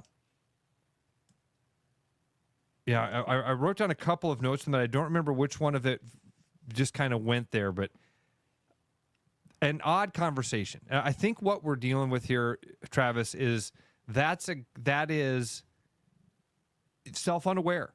It's a guy who he's talking about the job he thinks he did. That's not the job I, as a fan, saw him do. Is that fair? And that's 100% fair. And I'll also say this, is that when an administration stops working with you, if you feel you don't have it, it means they've lost confidence in you, right? And that is a good way to look at it. And we've heard Ben McCollum call Brian Harden at Drake one of the best ADs in the country. Well, you're winning. You're given the tools. He gets out of your way, and he says, what do you need? And so you give it to him. If an administration loses confidence in you, they're probably going to back off and not give you the tools you need because they know they want to make a change. And that is what has happened. Iowa's still looking for a basketball coach. Darren DeVries, of course, took the Indiana job yesterday, so he's out. This now leaves – there's a lot of people out there, but 1B is going to be Ben McCollum. And we said it earlier in the show. If Ben McCollum wins on Thursday, which I would not put past Drake pulling off an upset. I mean, it's going to be a tough game. Missouri's a really athletic team and really good. They've played really good competition all year long. Their sword is really sharp. Doesn't mean Drake can't win that game. No, not at all. And it's going to be a hell of a matchup and one we're looking forward to. Coming up in about 10 minutes, Chris Conley from the Iowa Event Center, Wells Fargo Arena, going to be joining us. Ross, it was announced yesterday that the Boys State Basketball Tournament, the Iowa High School Boys Athletic Association, which has made a number of moves this week, right? In that all the football and basketball games are going to Iowa Public Television, so it's going to be free of charge for people to watch. And so that was a major one. The Iowa High School Sports Network, I don't know if it ceases to exist or what's going to happen with this because – I mean, you're basically had football and basketball, and now the Boys State Basketball Tournament is moving from Des Moines, where it's been since 1963, through Vets Auditorium and Wells Fargo Arena to Hilton Coliseum in Ames. I was, as a kid that grew up in Iowa, got to watch my high school teams, both boys and girls, go play at Vets Auditorium. It was kind of like a gut punch, but I get it, right? I mean, there's competition out there for these arenas, and Ames is changing with the development of Sci-Town, where they're going to have restaurants, they'll have more hotels, they'll have more things for fans to do, and so you don't want to take things for granted, and I'm not saying, Chris, and we're going to talk to Chris about this, I don't think he took it for granted, but he's with this, it shows there's more competition out there. Yeah, I'm interested to see, Chris, and what this kind of is from their perspective. I'll only talk about it from me as a guy from Des Moines, right? I like the state tournament. I like Des Moines being the hub. I'm with you. And I like Des Moines being the center of it all, and people coming to Des Moines in the capital city. Is Ames a better location? It's more centralized. In the state of Iowa, it's more centralized geographically. I'm not a guy that went down to the state tournament a lot. If East High was playing those years that those East girls, when Sam Powell had that team rolling and East was there every year, I would go down there. Usually went in for free because of the radio station pass. Few times in my life, Travis. I remember Glenn Worley when he played for Iowa City West, I think, and he was going to be a big Hawkeye recruit. We went down to watch him in the state finals. Some buddies and I went down there. So there's been a few times that I've driven the 2 miles, 3 miles, 5 miles to get to the state basketball tournament. Them putting it in Ames is not going to impact me one bit. I'm not going to make, it's not like, well, I'm not going to go anymore. No, if East High makes it, I'll drive up there and watch it. So I don't think moving it from the metro area impacts the attendance that much. No, because schools from all around are going to travel to watch their teams. And the fans were going to come, if they're going to come from Dubuque to Des Moines, they're going to go to Ames, especially, Travis, if you've got that infrastructure there of hotels, restaurants.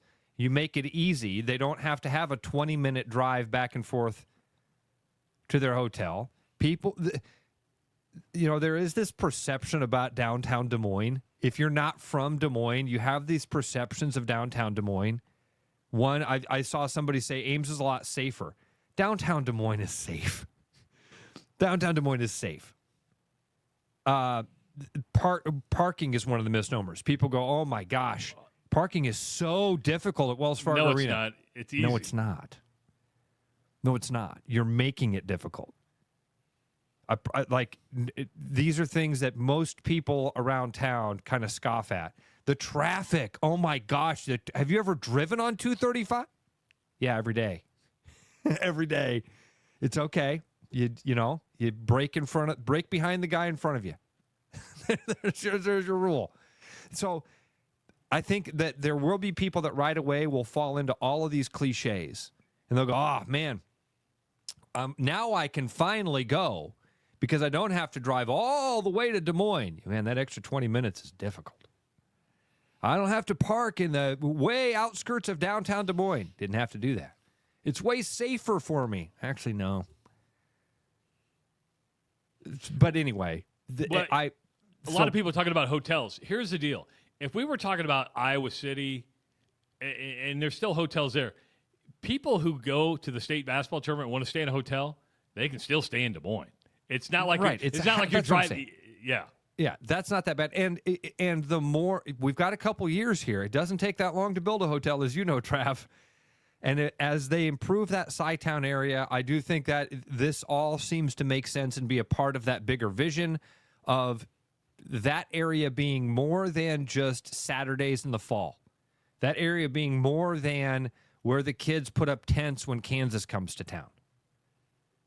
And that vision of creating an area there in Ames where people come 365 days a year, or more importantly, where you have big events that can happen there on a regular basis. They're already bringing in concerts. I mean, I went up to that George Strait concert at Jack Trice last year. That was a blast.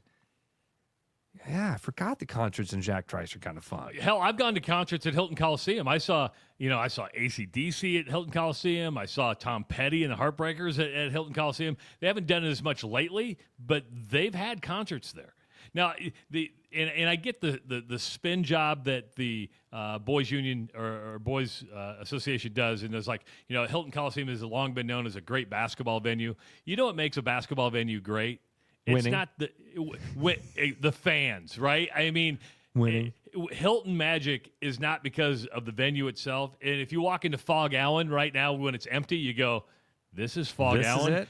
Then you put people in there and you go, oh, it's the atmosphere. Now, will Hilton Magic be replicated with the boys tournament? Not like no, not at all. Not even close. But that's not what they're going for.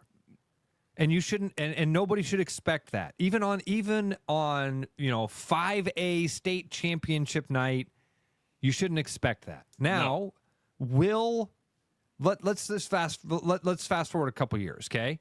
You've got an Ames team that's got another great Division I star. He's recruited by TJ. He's signed. He's going to go play basketball in Ames, and now Ames makes the state tournament. Cyclone fans are going to pack that place. 100%. Won't be like Hilton. It won't be like Kansas in town. But they will, just like I go to support the East High kids, or I go down there to support a guy that I know is going to play for Iowa to get a glimpse at him. They'll do that.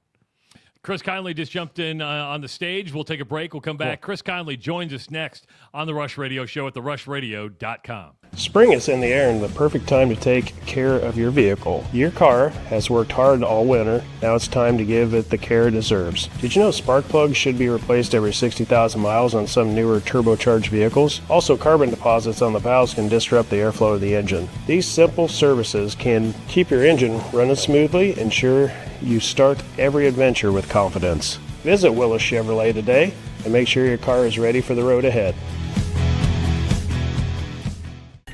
I'm loving these wooden nickels, Brian. Yeah, I suppose everyone is catching on. Just spend $20 to get a wooden nickel. It's $25. Collect 10 and add up the savings on your next purchase. Some of these are worth $5. That could be huge. I know, right? That's why you have to spend $20. It's $25.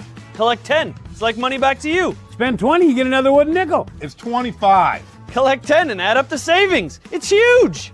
Central City Liquor is home of the 10% cash coupon. And the Wooden Nickel program. It's huge! If you have a pest problem with over 20 years of experience, Bats and Bugs Pest Solutions is Central Iowa's local expert in fast, effective, eco-friendly pest solutions at a fair price for your home or business. Call us today at 515-218-3400. Believe it or not, spring is coming. When it does, be absolutely organized with custom garage or closet systems from Absolute Garage and Closets. Turn a winter mess into a spring success at our showroom in Urbandale or visit absolutegarage.net.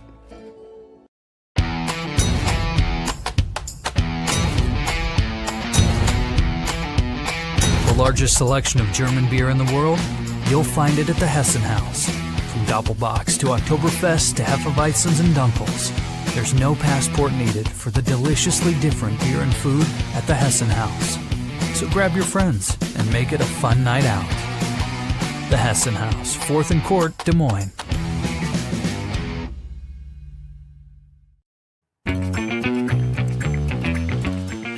Welcome back to the Rush Radio Show. I don't know where Ross disappeared to. Look, he's just gone. He'll be joining us. 515-517-2303 is the number to call if you want to participate in the show and have a nice conversation with us. We're going to bring in right now the one, the only Chris Conley, who, he's. I don't know where Ross went to, Chris. So we're just gonna it's just gonna be like me, you. We look like Hollywood Squares right now, is what it does. It's all good. Good morning. How you doing, Trav?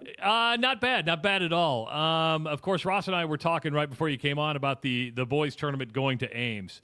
I was shocked yesterday. It's been in Des Moines since 1963. Tell us how this went down. Were you shocked when they called you and said you're out? What was your feeling, or how'd you take the news? Yeah, and I'll walk you guys through from my perspective, right? I can always speak for myself and kind of let you know what we know. I got a call probably sometime a little bit before Christmas from Tom Keating at the High School Athletic Association. And he made it known at that point that they were looking at some options, and Ames and Hilton was one of those options, right? So where we sit with our current agreement with the High School Athletic Association for boys basketball, it was a 5-year agreement. This past tournament that just ended here last week was year 5 of 5. On top of that agreement, we had 5 1-year automatic renewals with the opportunity to get out at a certain point, right? Our side has opportunity, boys had the opportunity. So it's there. It's in the contract. We've done this forever, right? And we've just continued to roll it, and it's been great. And I mean, obviously, it's much more than just boys basketball, right? We host wrestling as well, and that's a monster, and that's with the same association, and relationship is great. So got a heads up before Christmas. Some things developed after Christmas.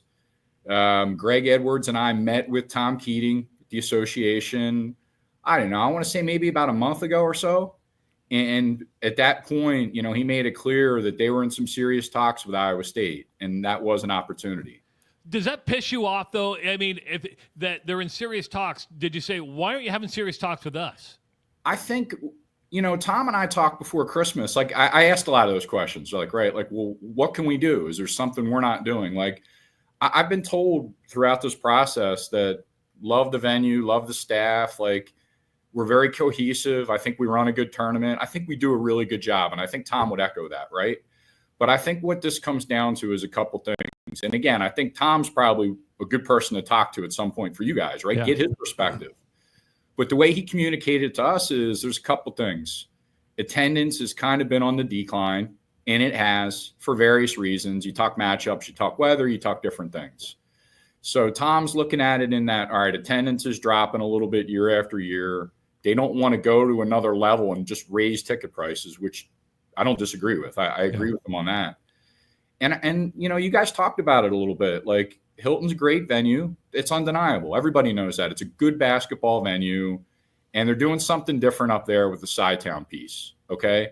So you start putting all of those together, and I think a lot of it comes down to finances, right? And, like, that's the part I don't know. I don't know the financial deal. Yeah. Jamie Smart in that knowing probably gave the association a really attractive deal for them to host their tournament up there knowing that all those bodies that are coming up for the tournament will feed right into Side Town. Yeah. So, like, look, what I would, and I'm honest with you guys all the time. Is Yes, it you are. disappointing? Absolutely. Like, never want to lose a tournament. Like, somebody talked to me about 2 weeks ago in an interview, and they're like, "What's your favorite event? What's your favorite time of year?" And I'm like, February and March. I love working the tournaments, and like, all of our guys are working. If you, Ross, I've seen you. You see us. We're working. Like, we're not Buddy. sitting at my desk. You know. Right. So, and we love it. Like the energy, like boys, and that's the ironic part, guys, is last week was one of the better boys tournaments we've had in a while.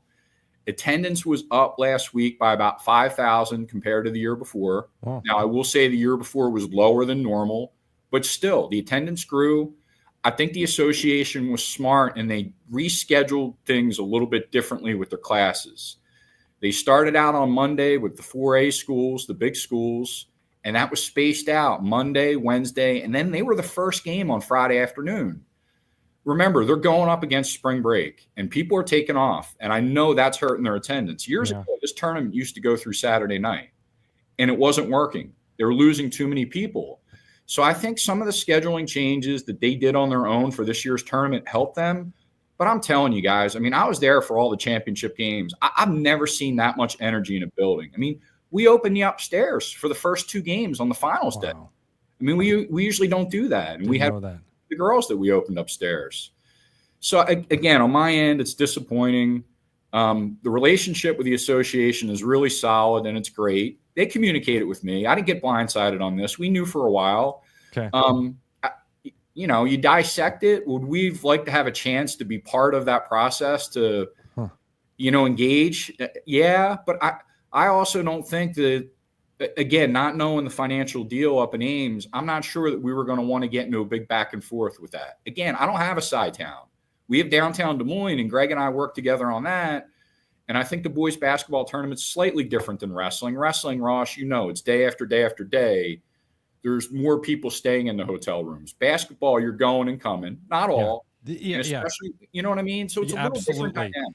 We've tried to explain that, like the logistics of that. It's very different when you get all of these teams who could be coming for one night. In fact, half the teams are here for one night. Absolutely. And then it cuts in half and cuts in half. For wrestling, it's just a different beast. Everybody's here for the duration, it seems like. So, absolutely. All right, I have a couple questions, if it's all right. First of all, because one thing that we saw, a listener wanted to know if the change of schedule this year, not having those championship games on Saturday, and kind of putting that blame maybe on Des Moines and saying, well, the arena wasn't available that Saturday. That's why they moved those games, and this is what's leading to that. But what you just said is that was their decision to move that championship game.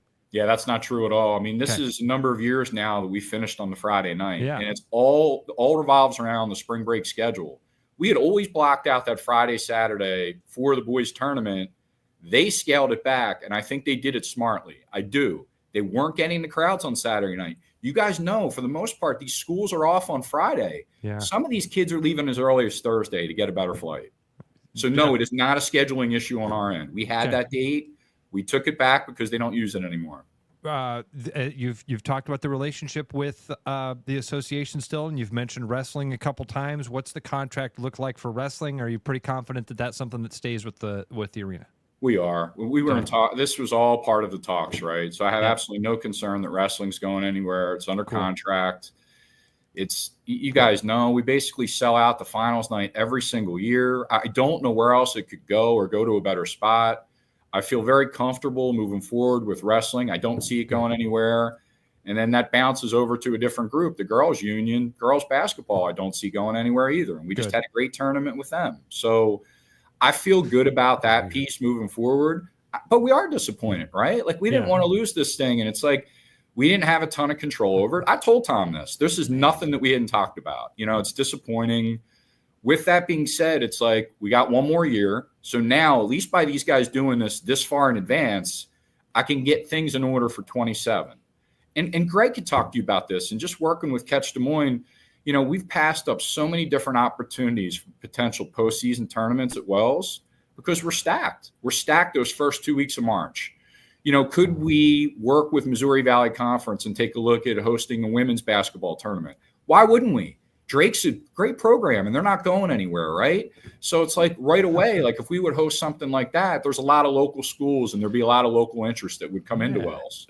That's a possibility. And the Iowa Wild's probably happy too. They're like, oh, we get a week back. We can come play some games. Chris, and I appreciate your honesty and candid conversation here, because I really did anticipate that you were going to come on today and say, hey, guys, this is actually kind of a good thing for us. It frees up the schedule. You guys know how difficult March was for us for scheduling. I really appreciate you coming on here and going, this is a blow. This sucks. We wanted this. It's tough for me to talk about too, right? Because it's like they've been such a great partner. And again, I didn't just find this out yesterday. We've been talking about it, and I've known, and I give them credit for that. None of these are easy conversations. And the Athletic Association, funding-wise, just going through the years, I mean, look, if they got a great opportunity and a financial package up at Hilton due to the Sci-Town piece, they got to look at it. As a business person, if I were in their shoes, I'd probably take a look at it too. Right.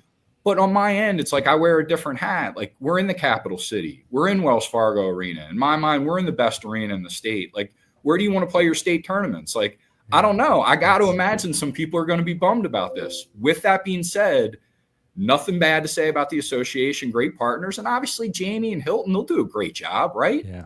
So it's like, man, it's really bittersweet. But no, I'm not happy about it. Like, I wanted them to stay. You know, I'm already seeing the silver lining in it, though. We have to open you up for some other things, some other possibilities. You got some time to figure this out and get into some other negotiations. So, all right. I think so too. And like, look, you know, I'm not saying that we'll host a postseason college tournament every single year. You know, maybe we get into a rotation and maybe it makes sense. And maybe we get into it and it doesn't.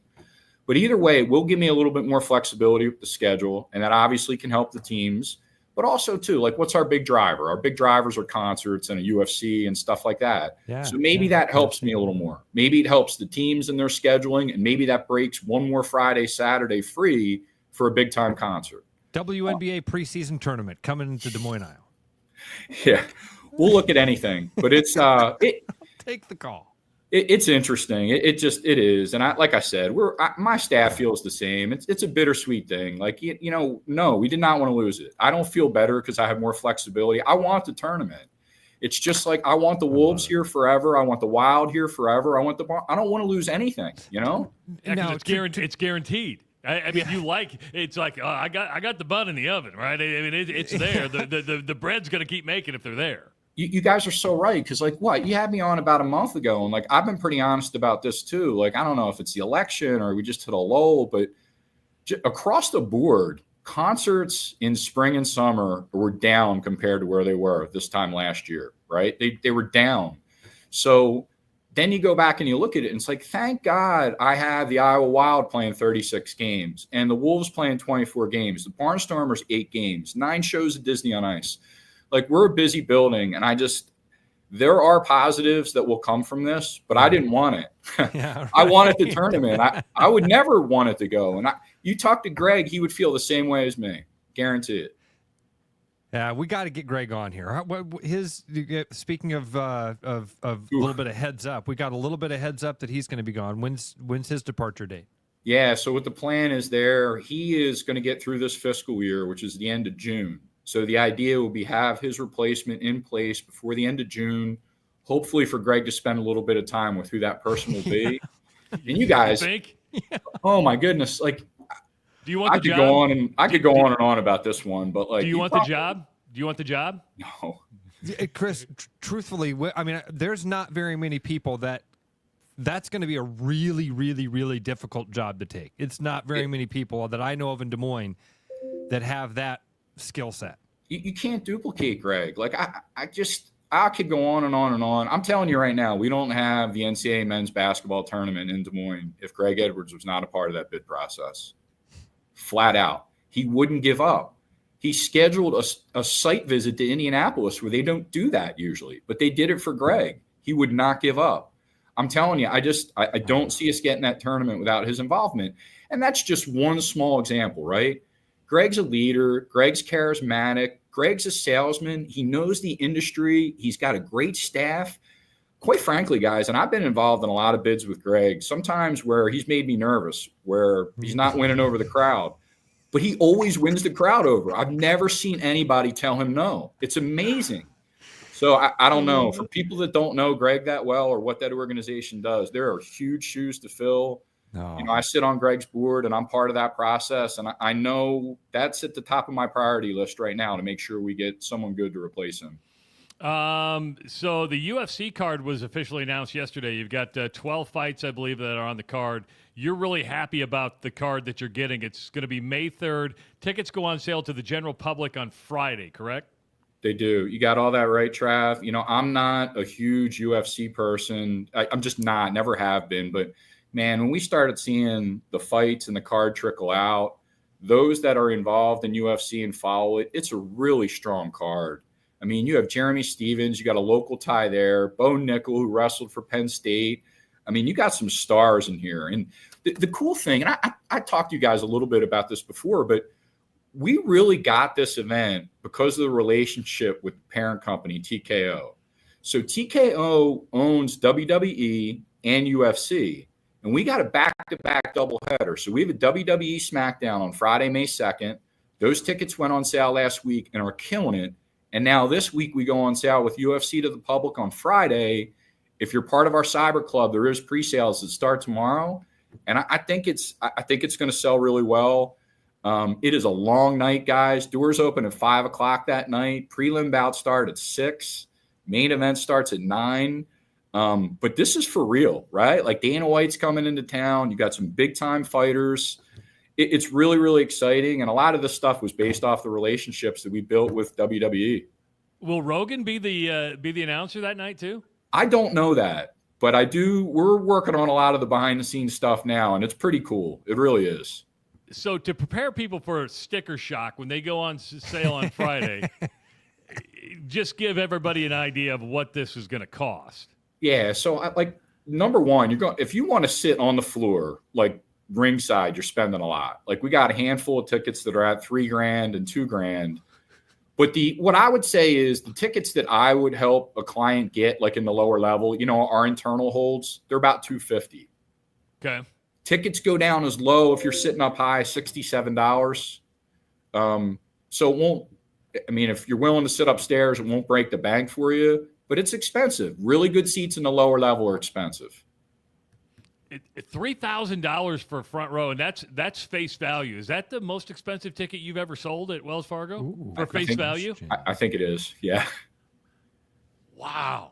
I believe you've had big events, and yeah. The only thing that would compare to that, I would say, are like your VIP premium type tickets. Like this is a regular front row ticket that's going for $3,000. And again, for people looking to buy tickets, you can get tickets in the 60s, 70s, 80s. You're sitting up high. But, guys, I think the demand is going to be through the roof on this one. And we'll see. We'll see with these pre-sales. It's kind of neat, too. Like, now that WWE is up and we've announced the card and all that kind of stuff, you can actually go on our website, HiVTix.com, and you can buy a ticket bundle that will get you a WWE ticket and a UFC ticket, which is neat. And we just rolled that out. We sold like 90 yesterday. That's cool. It is cool. To bundle, it's a smart idea. I mean, you're thinking ahead. Wow. Yeah, and I think, you know, when we talked about this last, the thing that really kind of threw me, and I just didn't realize, it brings so many people out of town. This is an economic driver for the city of Des Moines. This will be a monster weekend. They'll probably come as far as Kansas City, Minneapolis, Omaha, Chicago. You're going to get a Absolutely. NASCAR type of draw, Travis. Especially, yes. Midwest. Especially with this draw. People that are into it are diehards. And it's going to be interesting once this event's over to pull a zip report and see where people are coming from. I think they're coming from everywhere. So HiVTix.com, what time on Friday morning do they go on sale? 10 a.m. Friday morning. And just a reminder, if you're part of our cyber club, there is a cyber club pre-sale that'll start tomorrow at 10 a.m. too. Good opportunity to get tickets ahead of the public on sale. I do think it's going to go quick. It's exciting. WWE's already started out strong. And I think UFC will be too. It's going to be a great weekend for us. It really will be. All right. Can you tease us with any nuggets before they let you go? Concerts, anything else? Come on, give us a teaser. Come on. I think between the boys basketball and UFC and WWE, that's about all I got for today. I think I'm done. I'm spent, boys. Well, and he did not want to. I kind of guilt him. I was sitting in the Chicago airport yesterday, and I said, "Hey, will you come?" He goes, "Can we do Thursday or Friday?" I'm like, "Well, no, we can't." I go, what? I twisted his arm. Why? Because I did the guilt thing. I said, Chris, the boys things is old news on Thursday. And I go, you're going to get inundated with requests. This is why he likes hearing from me. This is because when he says, hey, man, it doesn't work, I say, hey, no problem, man. What works for you? I'm on your schedule, too. It's all good. Happy to show up today. Chris, if you could just give me more time tomorrow, please. Always be closing, man. Always be closing, Ross. ABC. Oh, yeah. I'm used to that. And Chris, honestly, and a lot of people weighing in on this, thank you so much for not only joining us today while the news was fresh, but being as candid as you always are and being honest with us. It's very cool. It's refreshing. We appreciate the authenticity. I appreciate you guys. And like what I would close by saying is it's like, yeah, it's a bummer. Like it's a bummer we're losing the boys. But I honestly do feel like it's going to open some other opportunities for us that we have not had a chance to take advantage of.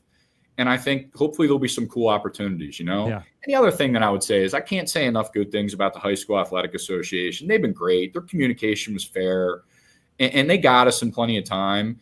And, we have a great relationship with Jamie and Iowa State. And I hope they do great. It's a great venue. It's set up well. The Sci-Town, that's important for all of us too, right? Like we'll take advantage of that. So I'm rooting for him. Don't hate to see it leave here. I really do, but I am rooting for him. And between the association and Iowa State, couldn't say enough good things about both groups.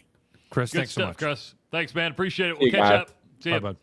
Chris Conley from the Iowa Event Center, Wells Fargo Arena. For those of you who are taking PR classes in college, that's how you don't burn a bridge. Masterclass. Masterclass. And I've seen this on the comment section a few times also, something I've said multiple times. Said it about Greg Edwards during that interview. We're lucky to have that dude. We're lucky to have Chris Conley. He's got a great team. He's done a great job of building an awesome team. But, man, they work their ass off to bring some stuff here to Des Moines and keep things coming to Des Moines. And there's a perception in, like you kind of see that the struggle there in the pain. There's a perception that they're just printing money down there because they have, it. By the way, you want them to print money because it's expensive. I'll never forget. I was talking to Bruce Rasmussen, the former Creighton athletic director, when they built their new arena, and it's just a small 3,000, 4,000 seat arena. He goes, building it was the easy part.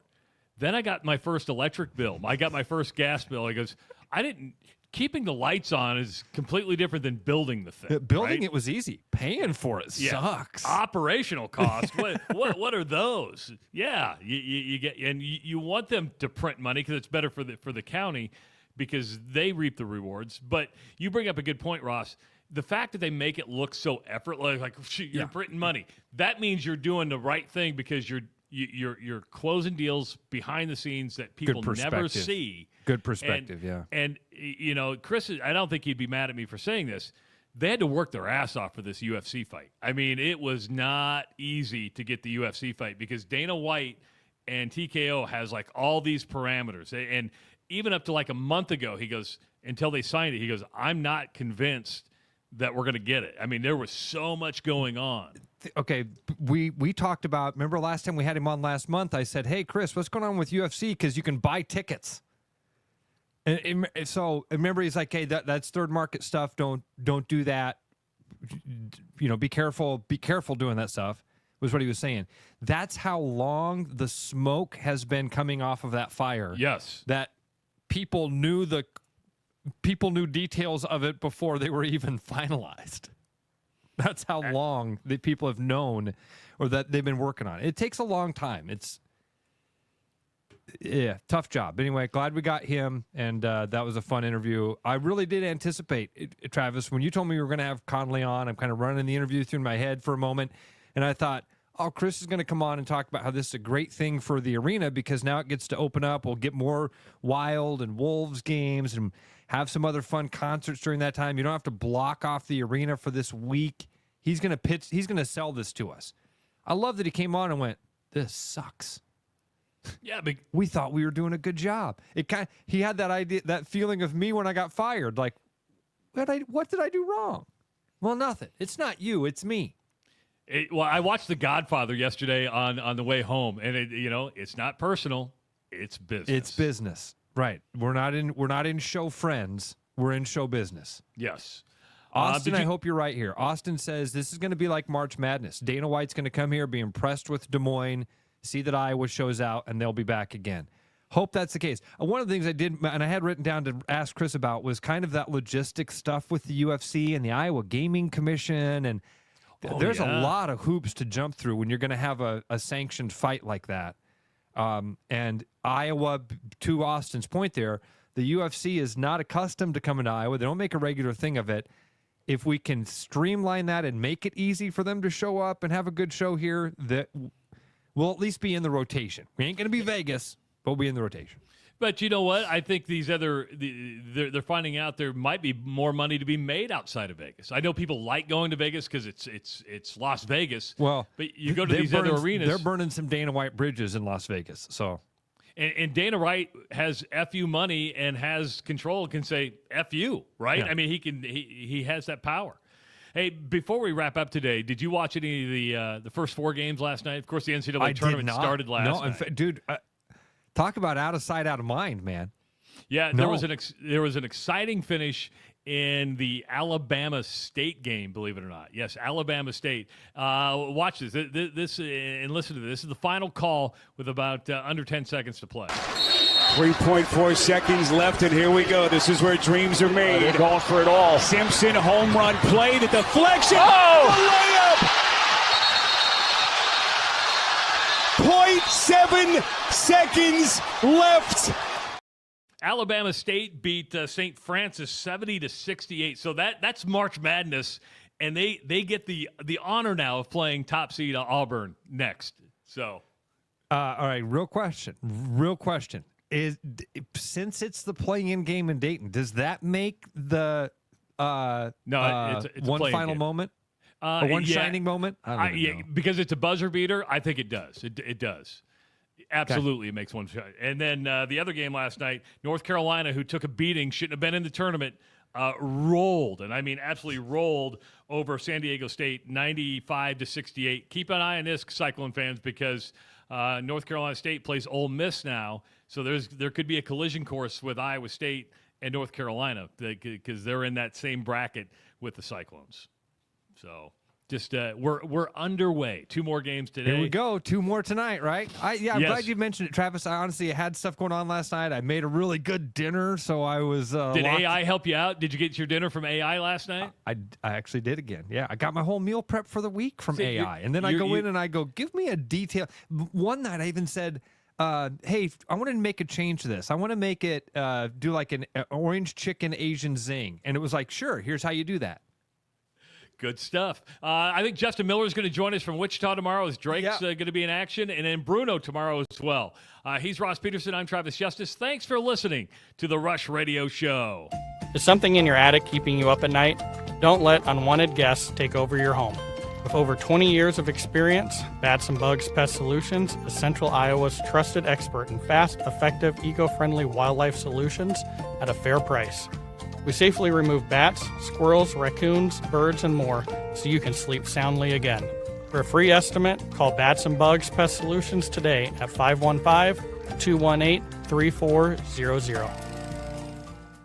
You've dreamed about an absolutely organized garage or closet? See it for yourself at Absolute Garage & Closet's beautiful showroom in Urbandale. See the latest in garage storage, custom closet systems, and epoxy flooring applications up close, and imagine how good it will feel to have your garage, closets, or other spaces absolutely organized. Free consultations, friendly service, and quick project turnarounds, Absolute Garage & Closets is ready to bring peace of mind into your home. Visit Absolute Garage & Closets at 3169 99th Street in Urbandale or at absolutegarage.net. You know, Brian, at Central City, we really do have the best selection around. I know, high quality stuff you can't find anywhere else. Whistle Pig Plantation Rum. Yeah, and over 150 of the best scotches on earth. And a ton of bitters, mixers, and more. You know what we are? High class. Definitely high class, yeah. Make way for the natty. Okay, maybe medium class. Central City Liquors, home of the 10% cash coupon. And the wooden nickel program. Spring is coming up, and it's a time for cleaning and renewal. Get your spring cleaning started early with a fuel induction service from Land Rover Des Moines. This service cleans out carbon buildup and other deposits from the fuel injectors, intake valves, and combustion chambers. This service can improve fuel efficiency, performance, and power to make sure your Land Rover is ready for spring and summer travel. Right now, we are offering 10% off a fuel induction service, so give us a call or head online to LandRoverDesMoines.com.